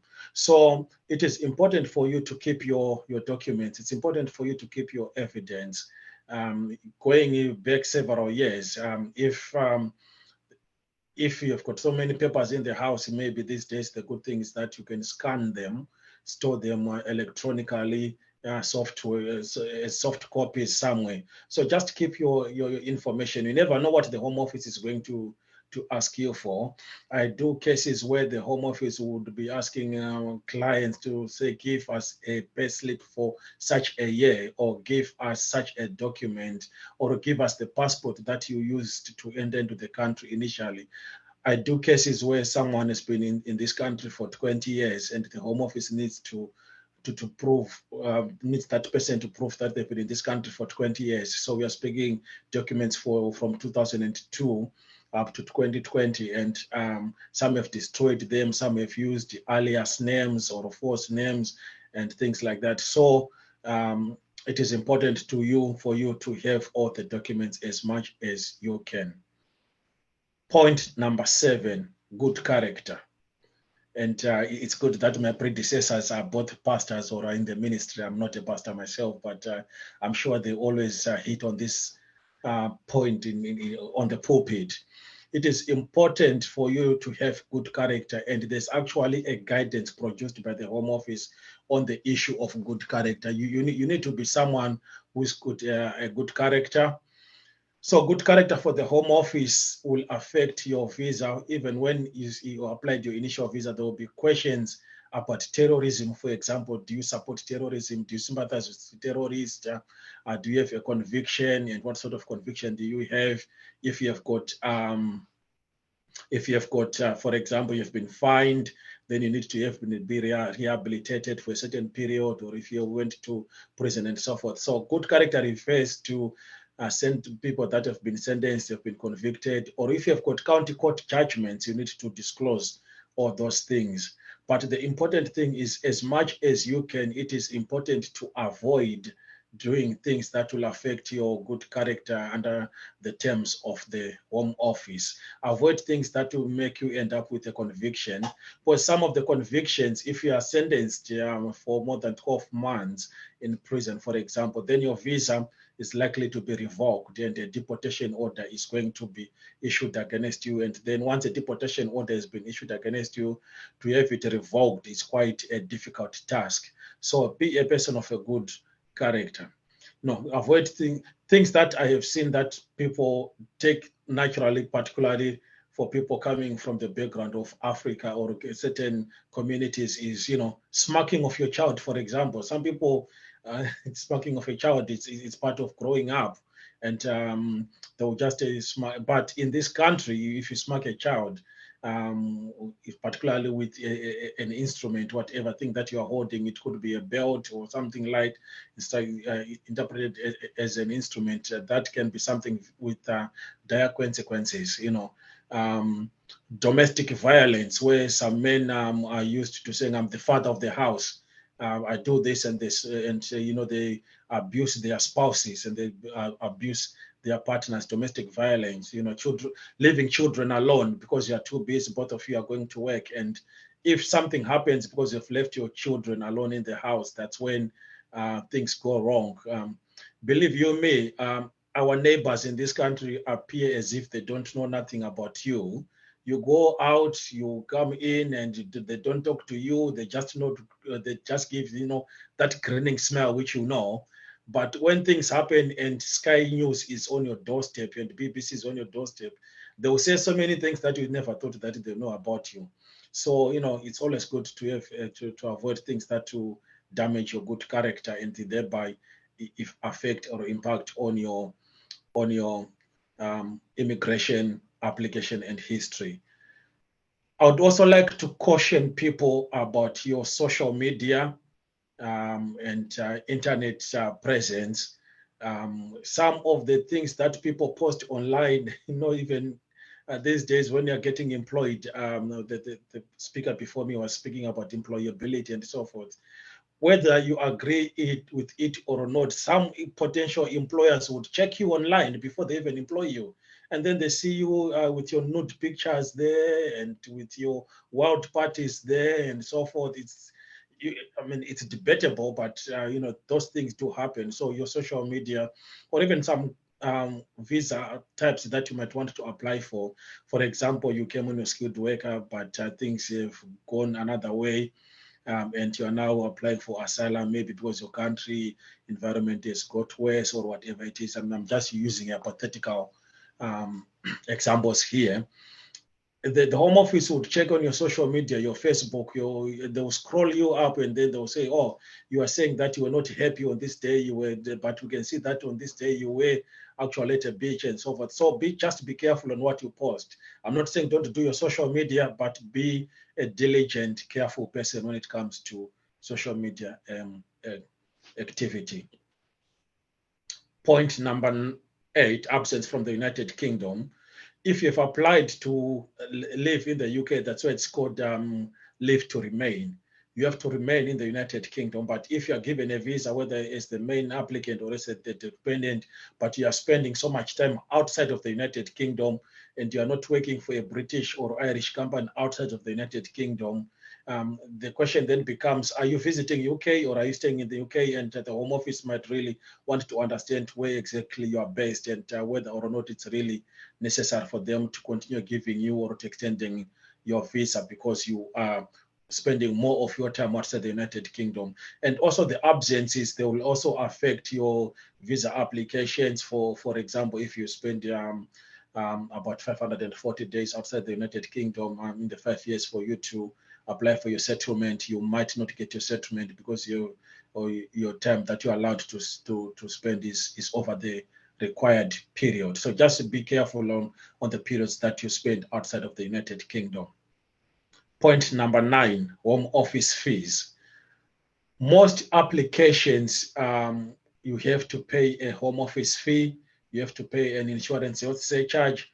For those who have come to the United Kingdom on the health and social care visa, at the moment you are enjoying a reduced fee and an exemption on IHS, but it might be only for this period. It might change in the future to get better or worse. But I do get sometimes clients who get to the time of renewing their visa and they don't have the Home Office fees, and they've been working and you see their WhatsApp status, they've got a BMW and they've got a Benz, they've got they're living a life which you say, why didn't you save your money for the Home Office, because some might have really gone through difficult times. It's possible some people might have gone through difficult times and they don't have the Home Office fees, but it's only under circumstances where you are destitute or you are likely to become destitute that the Home Office might give you a fee waiver.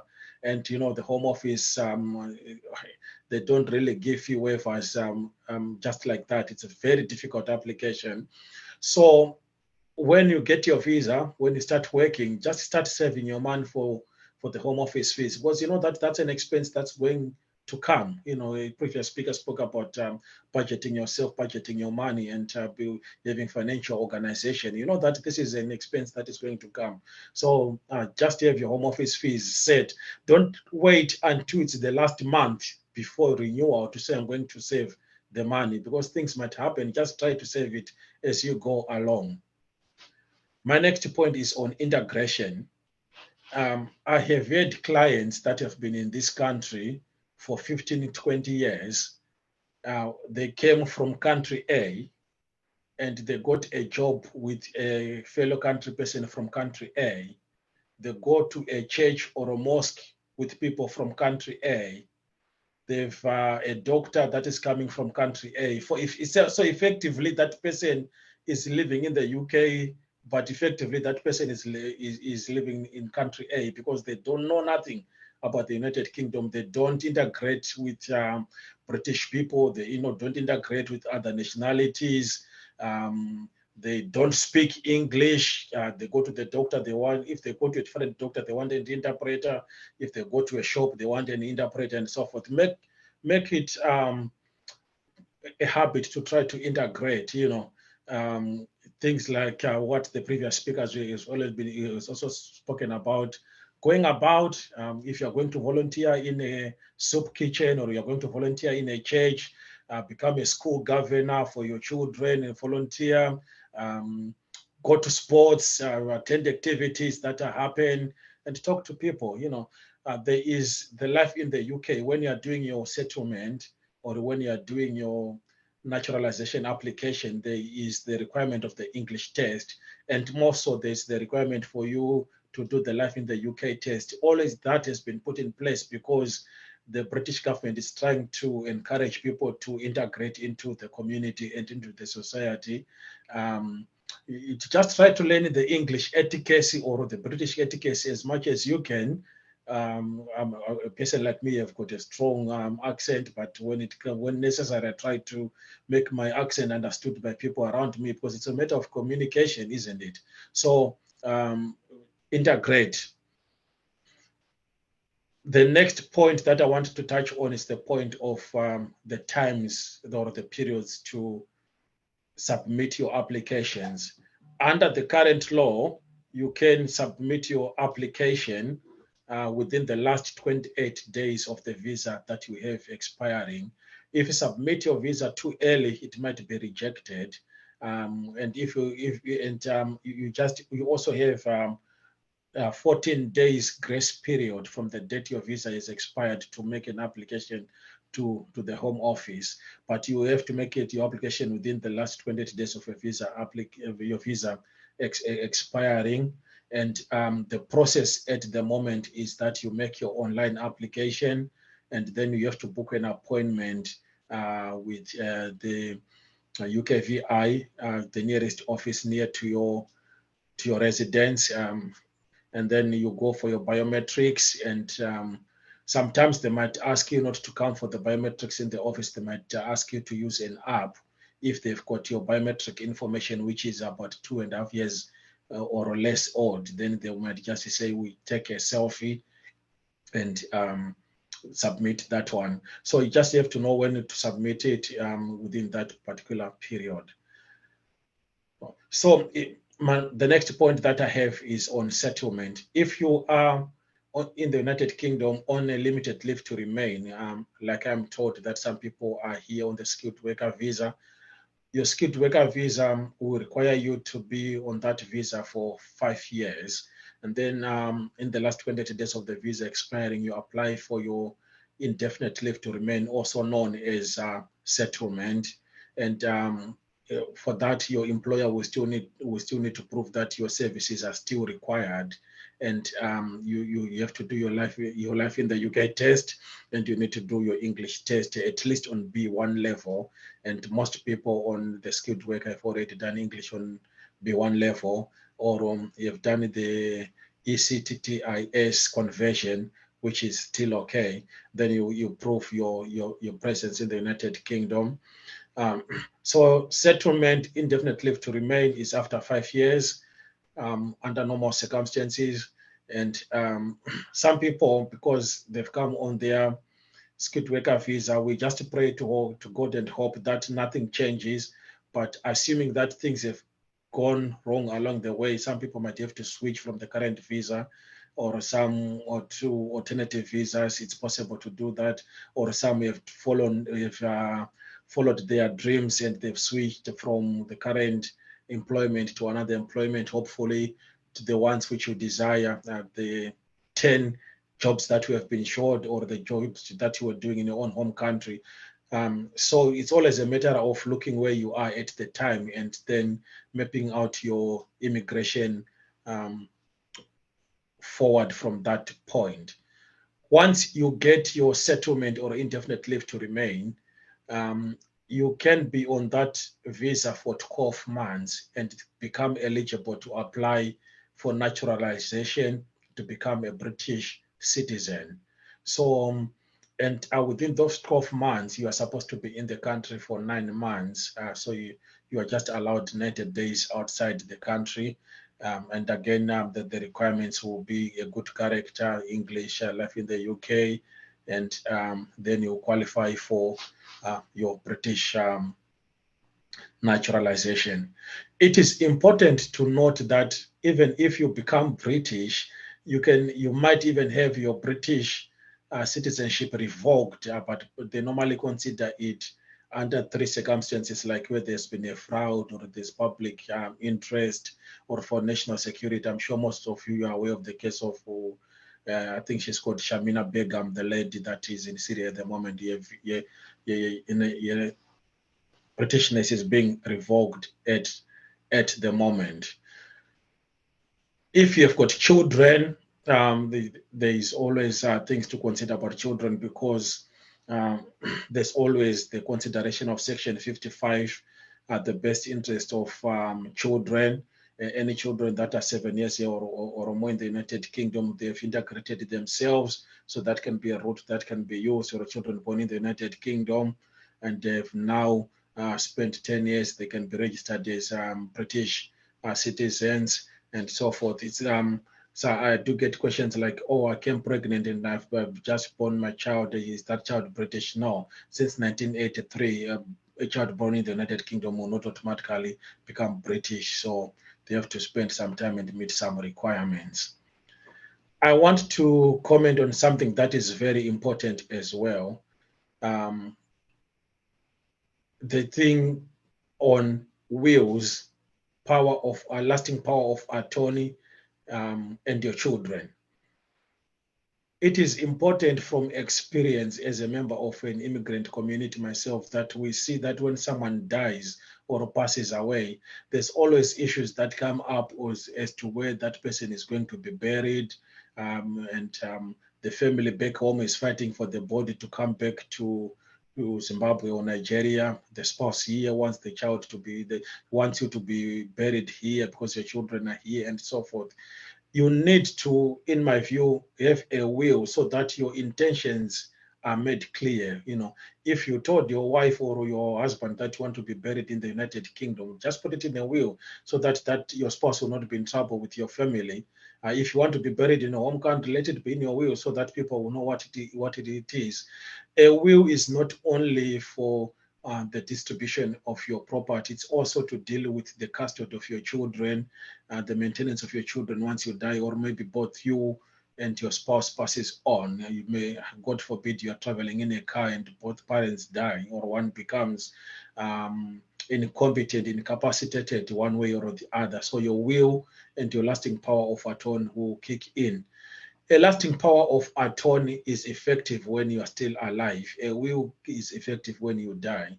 So we've got two types of lasting power of attorney. We've got a health lasting power of attorney, and we've got a financial lasting power of attorney. So where you have been incapacitated mentally, then maybe you just need someone to help you manage your financial estate. Then the financial lasting power of attorney is helpful there.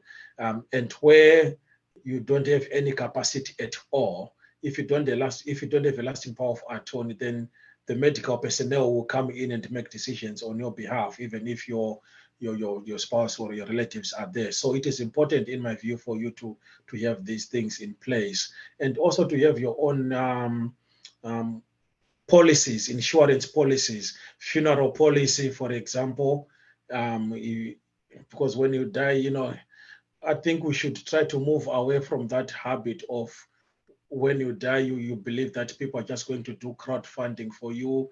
Your face is splashed all over the WhatsApp and Facebook. People begging £10 from people because you don't have money to be buried, either in your own savings or as a funeral policy or a health policy or any other policies that you require as a person. So I think once you're in this country, you have to consider having the policies, the insurance policies that are relevant under your circumstances. That will be my presentation. Immigration cannot be presented in 30 minutes, as you would know.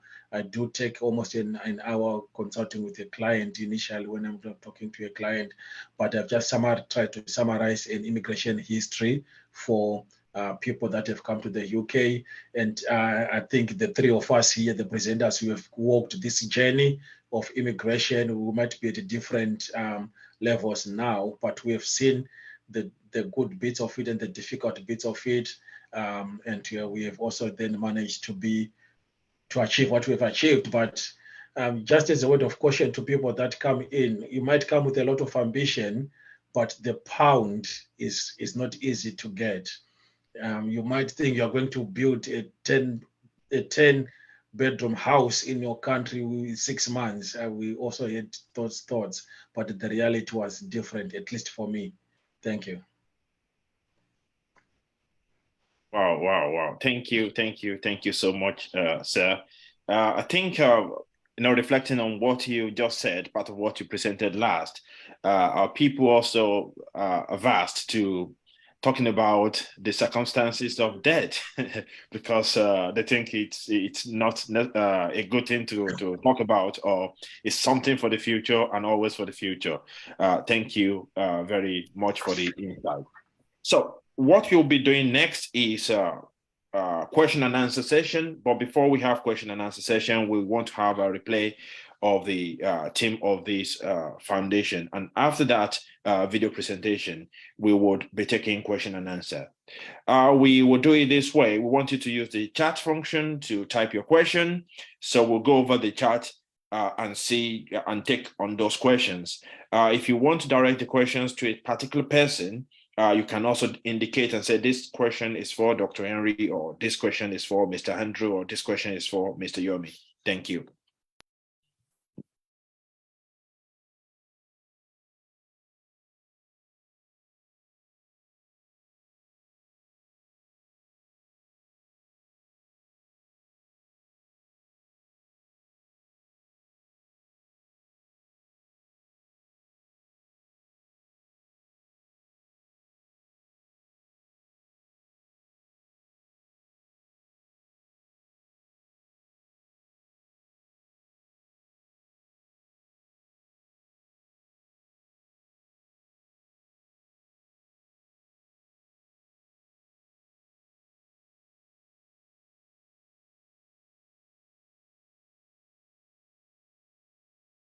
Okay, we seem to be having a bit of a technical issue, and we may just go straight ahead into the question and answer sessions.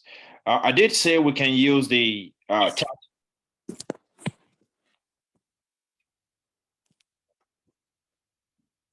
Okay, let's have another try.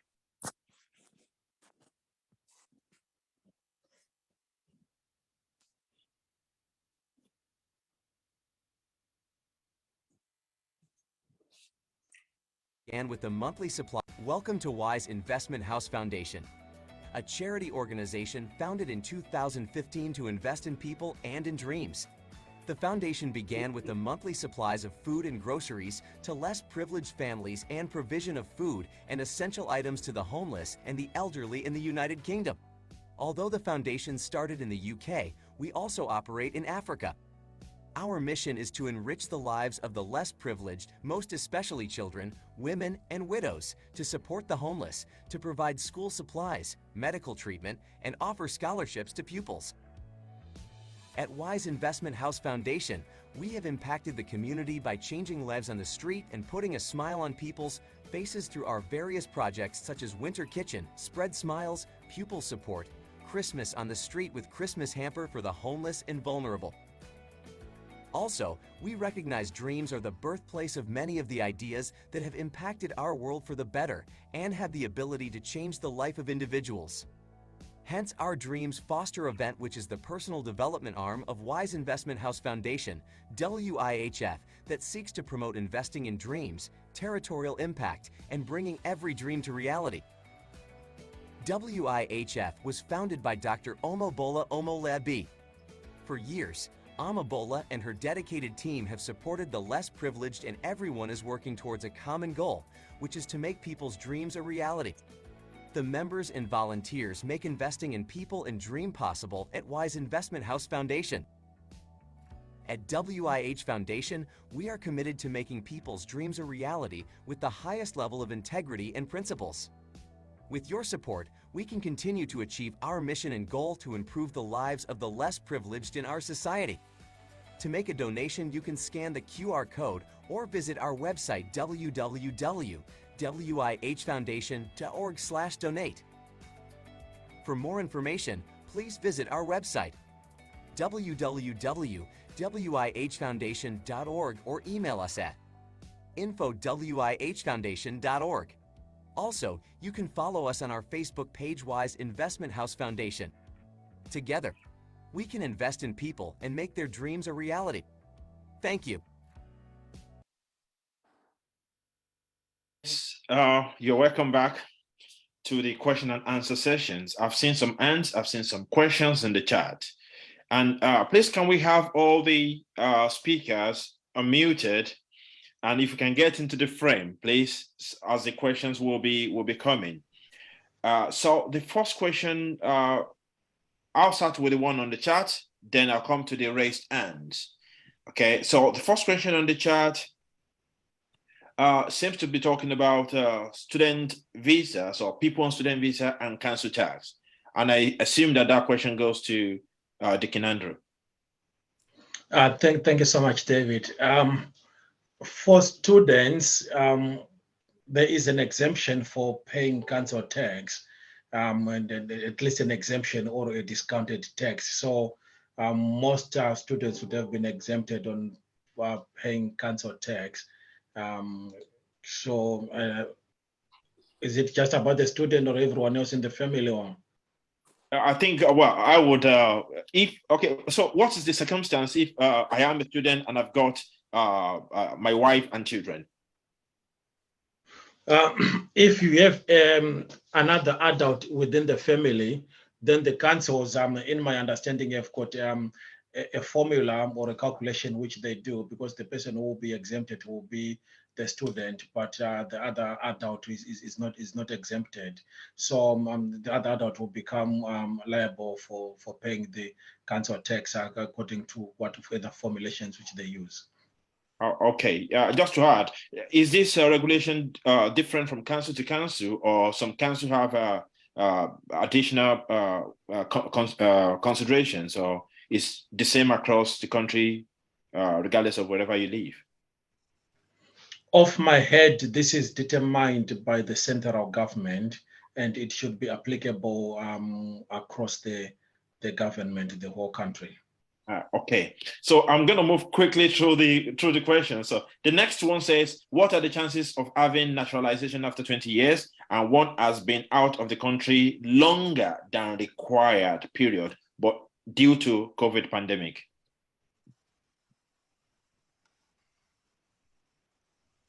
Which question did you pick on, sorry? Well, I've just picked the second question up. It says, what are the chances of having naturalization after 20 years and one has been out of the country longer than required? I guess this is a two-in-one question. Okay, yeah. When someone is out of the country for longer than required period due to COVID. Okay, so this question is I'll break it up into two, my understanding. For 20 years, I think they are referring to having a visa based on the 20-year stay rule. If you get a visa based on the 20 years residence in the United Kingdom, you do not get indefinite leave to remain, unfortunately. They will give you 2.5 years, and you have to renew it another additional 3 times to make it 10 years.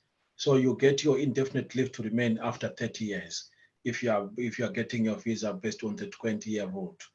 But if you are getting your indefinite leave to remain under the 10-year rule, for example, the legal stay, that's a different one. You can have your legal stay for 10 years, and then you can get your indefinite leave to remain on that. Or other people who came on different routes might do it after 5 years or 6 years. Remind me again the second bit of the question.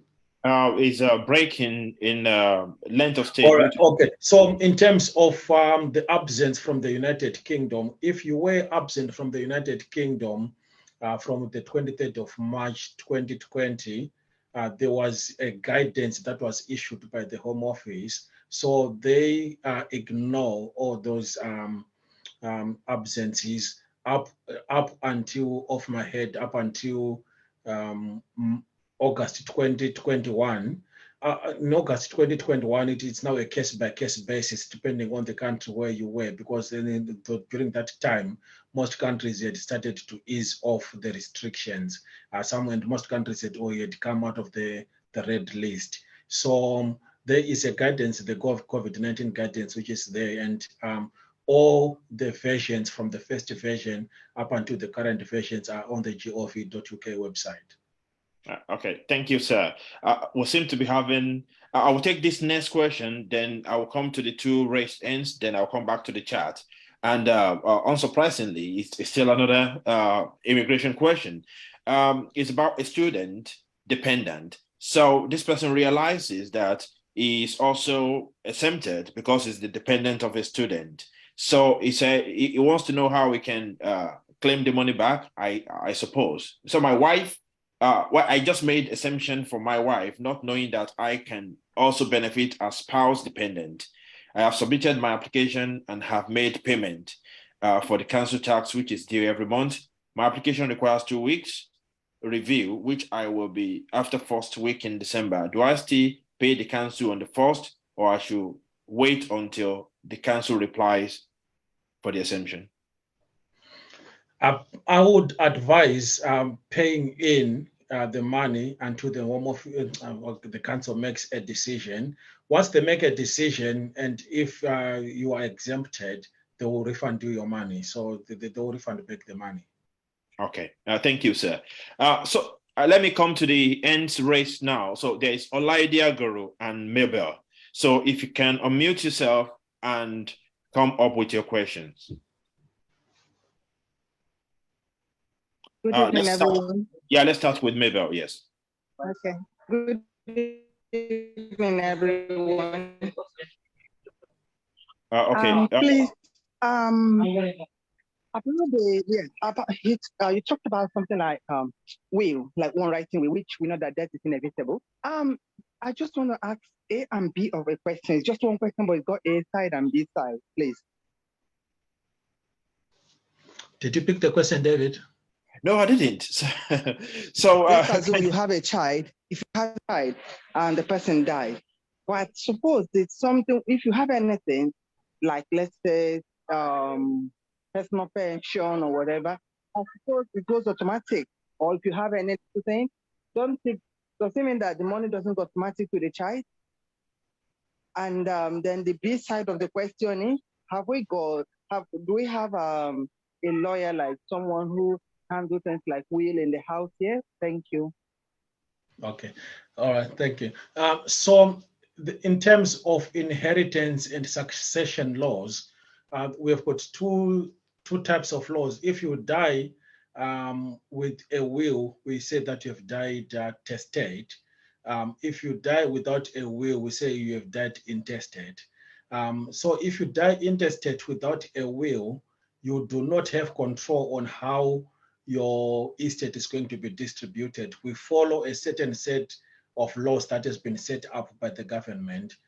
For example, if you die intestate and you were, for example, separated from your wife, a legal wife, but you are now living with another person who is now your partner. If you die like that, then your partner that you're currently living with will benefit nothing. Your ex-wife or your wife who you were staying with, whom you are separated with for 10 years or so, will still become the rightful owner to inherit those things. So when it comes to children, when there's no will, there is a calculation that is there on how the property can be distributed. It will go to your spouse and then it will pass on to their children and so forth. But however, where you have got a will, you can decide how your estate is going to be distributed. Most people would say, if I die, then it goes initially to my spouse and then following on to my children, or you can say my spouse is getting 50%, then my children are going to share the 50%. You decide how you want it to be shared and distributed. I think also important in that question is that most people, like my audience here, might be having properties in the United Kingdom. They might have got properties in Africa or Australia and so forth. And the laws that are applicable are also different. The laws that might be applicable in the UK might be different from the laws applicable in Nigeria when it comes to the distribution of properties when someone has died, or the interpretation of wills and so forth. So it might be, depending on your circumstances, prudent to have a will in the United Kingdom and sometimes a will in Nigeria or Zimbabwe, but the wills referring to each other, or you might choose to have one will, but knowing that the distribution or the interpretation of the wills might be different. In my firm, we do wills and probate, so we can deal with wills.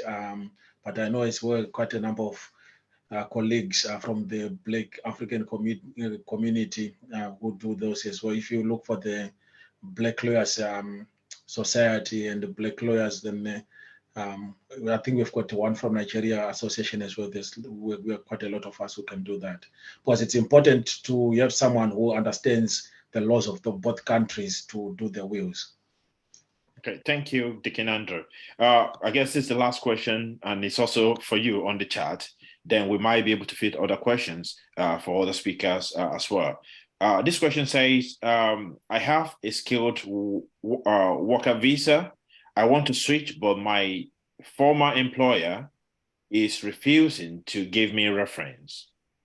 And also we can extend this question to other people that have left previous jobs and their previous employers are withholding reference. How do we approach this? Okay, so where you want to leave a job and the employer ordinarily should give you a reference. Where there's no reason why they should not give you a reference, they should give you a reference. And if they don't want to give you a detailed reference, they should give you what we call a factual reference.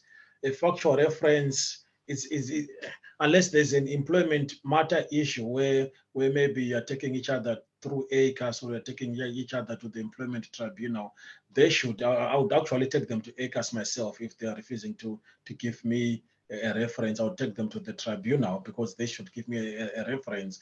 If they don't want to disclose how good I met my job, if I was punctual, and or the fact, they can just give me a factual reference to say I started on 1 January 2000 and I ended at 31 January 2021, and then they don't comment anything else, then they should give me that basic.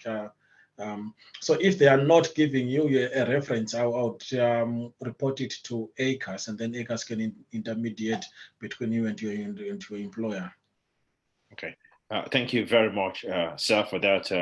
And also, as you said, that I believe that comment also applies to other people that their employment circumstance does not relate to immigration or being sponsored as well in terms of workers' right.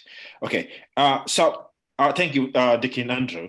I've got some comment written down here on my personal notes, and I thought this question that I want to bring maybe address to Dr. Henry would benefit some of our listeners. And it's about managing marital relationship in the midst of the system, or how not to lose your home in the, how not to get your home lost in the system. Can you expatiate on that, sir?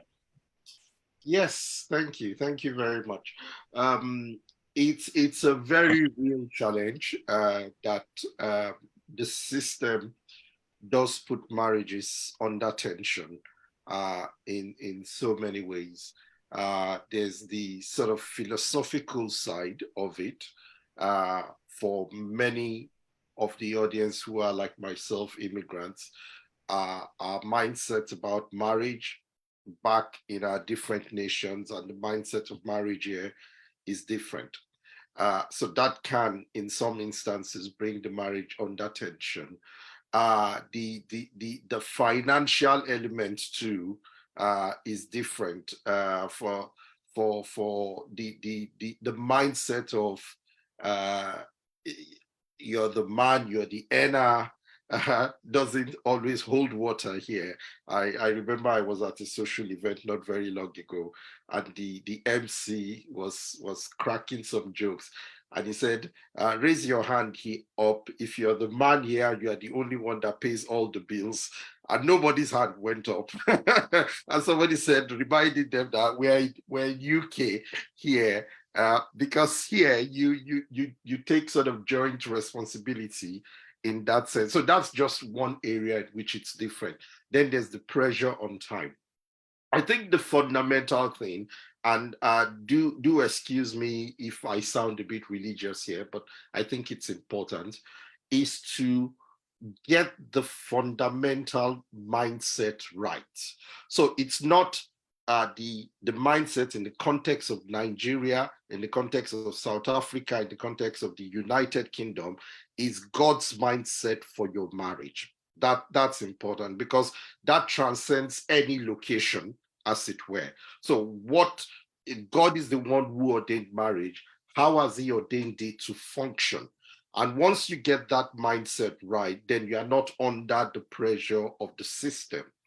But the other thing that then becomes important, so that element of two agree, it's not possible for two to work together if they don't agree. So that's the starting point. The second bit that is as important is then making that time investment into the marriage, because of all things, marriage requires time, and it's one that you've got to be deliberate. And in my mind, you've got to plan it like you plan your annual holiday at work and those sort of bits. You've got to sort of diarize it, put it in your diary. At this time of the year, my spouse and I are going to go away, or we're going to spend this time together. In a typical week, this is the time I'm going to spend with the children and family. You've got to make that investment in order to make your marriage work. So I think those two things are critical. Having that fundamental mindset in the light of God's plan for marriage, and both of you agree on it, and deliberately making that time out for each other. Thank you very much, sir.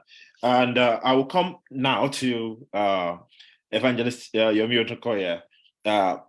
You may also, add to what Dr. Henry has said about the previous question, but I want to direct this particular question to you, and it's about the issue of race, social justice, discrimination, because in your presentation you talk about comments made by people, and how this has kind of made an imprint on our subconsciousness as migrant, to say maybe this is not for you, or you can't break this kind of ethnic barrier. And also, how should we guide our children? Either we brought them in to the system or they were born here. How should we guide them to navigate the system? Thank you so much. With regards to what Dr. Henry said already about marriage, I think it's been spot on right there. He's talked about the time you invest into it.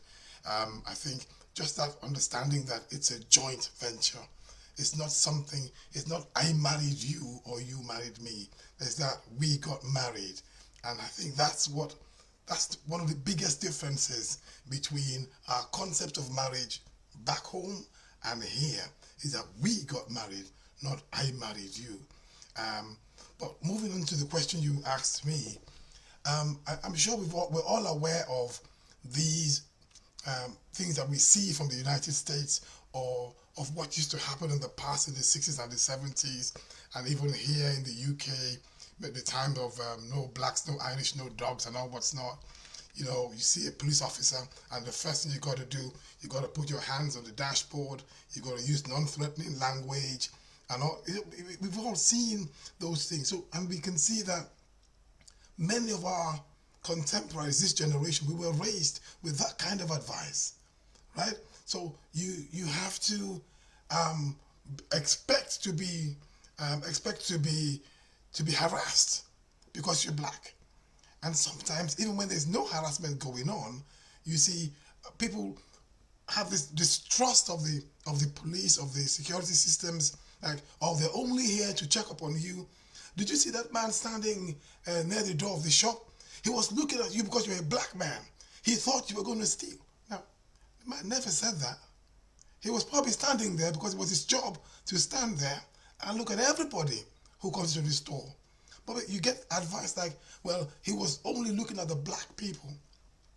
One of the things we have to be aware of is getting that chip off our shoulders and not transferring the chip onto the shoulders of the next generation.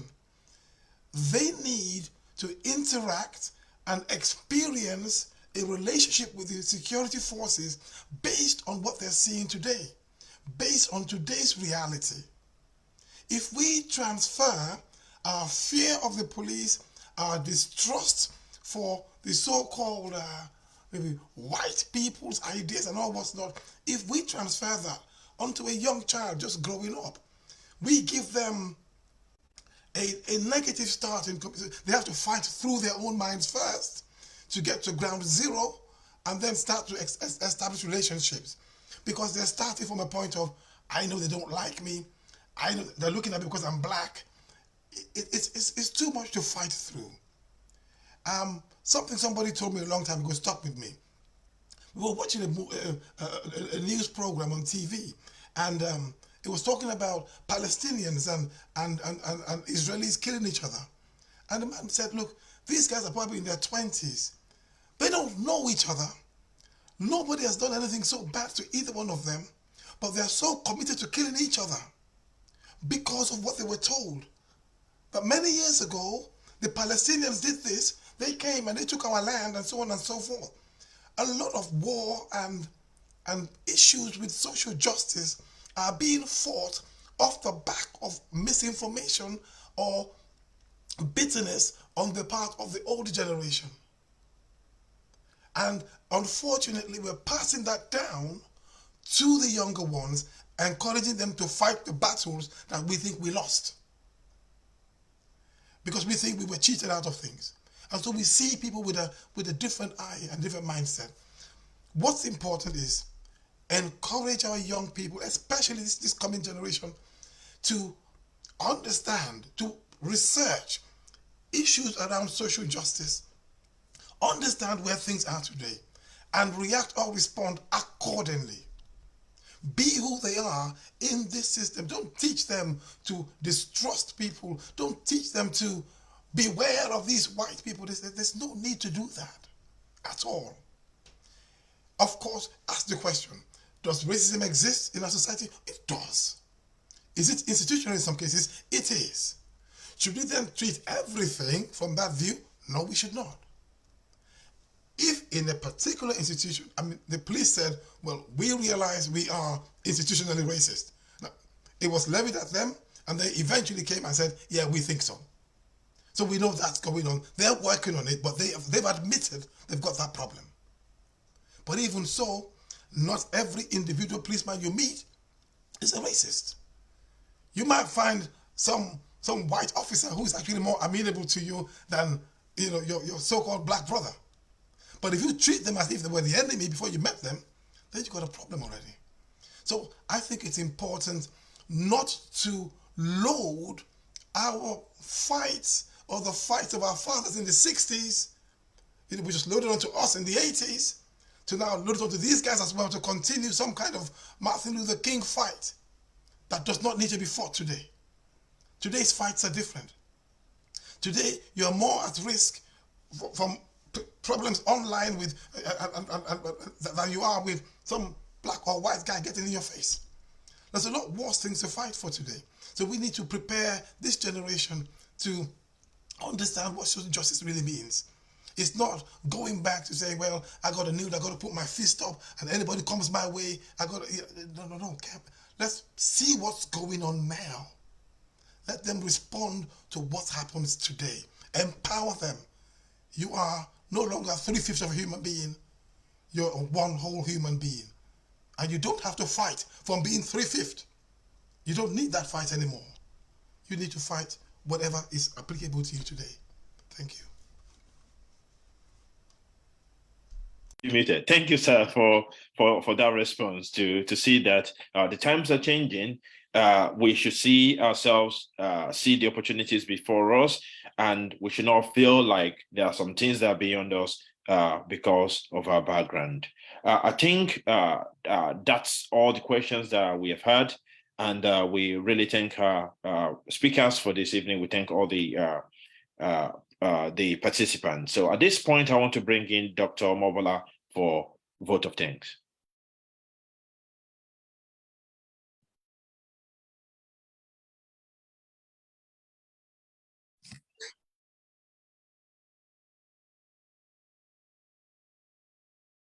Hello, everybody. Good evening, good evening, good evening. Wow, thank you so much. Thank you so much to everybody. Thank you. We am so privileged. I am giving the vote of thanks tonight. And then first of all, I am thankful to the Almighty God for giving us this courage and the spirit to organize this event, this conference tonight. It has been an honor. It has been an honor to organize this. And on behalf of the entire team of Wise Investments, I would like to extend our gratitude to all our guest speakers, thank you so much. Thank you so much, sirs. You have gone over and above. You have done even more than what we have, we talked about. We are so grateful. Dr. Henry, sir, we are grateful.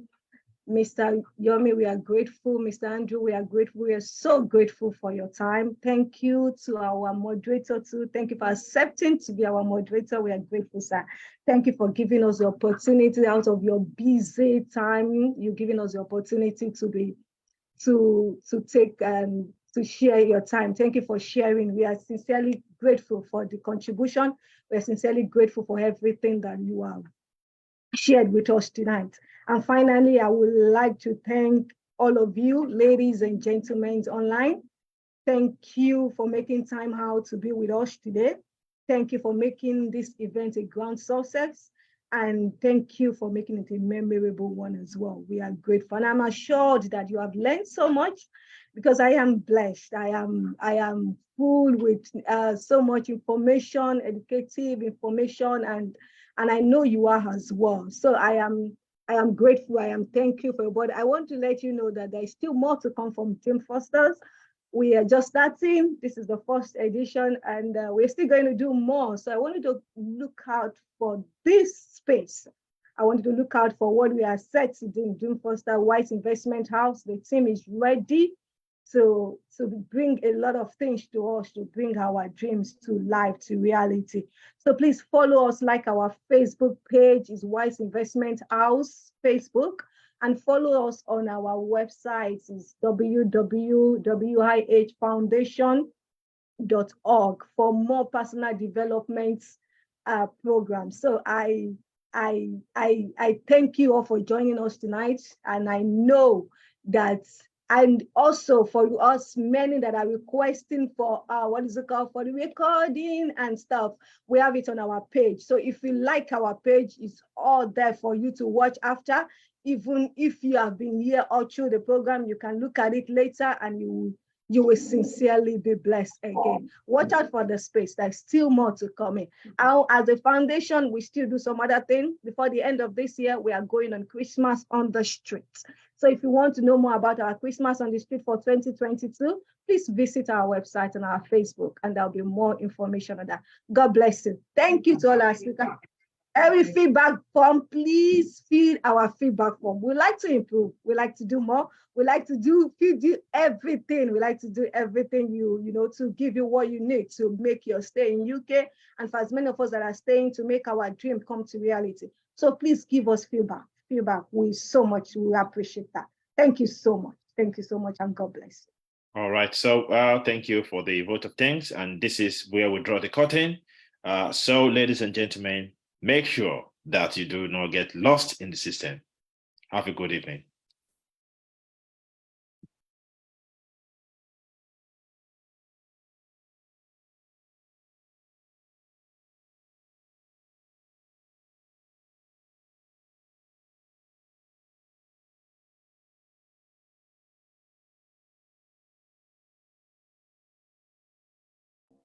Thank you, everyone. Thank you for joining. Thank you, everybody. Thank you for joining. Thank you for tonight. Thank you for the time that you spent. Hope you have not wasted your time. Hope you have learned something. We are grateful to have you, and we look forward to have you more and more. We're still going to be having more. So watch out for the space. Watch out for Wise Investment. Watch out for Dreamsfosters. God bless you. Thank you, people. Bye. God bless you.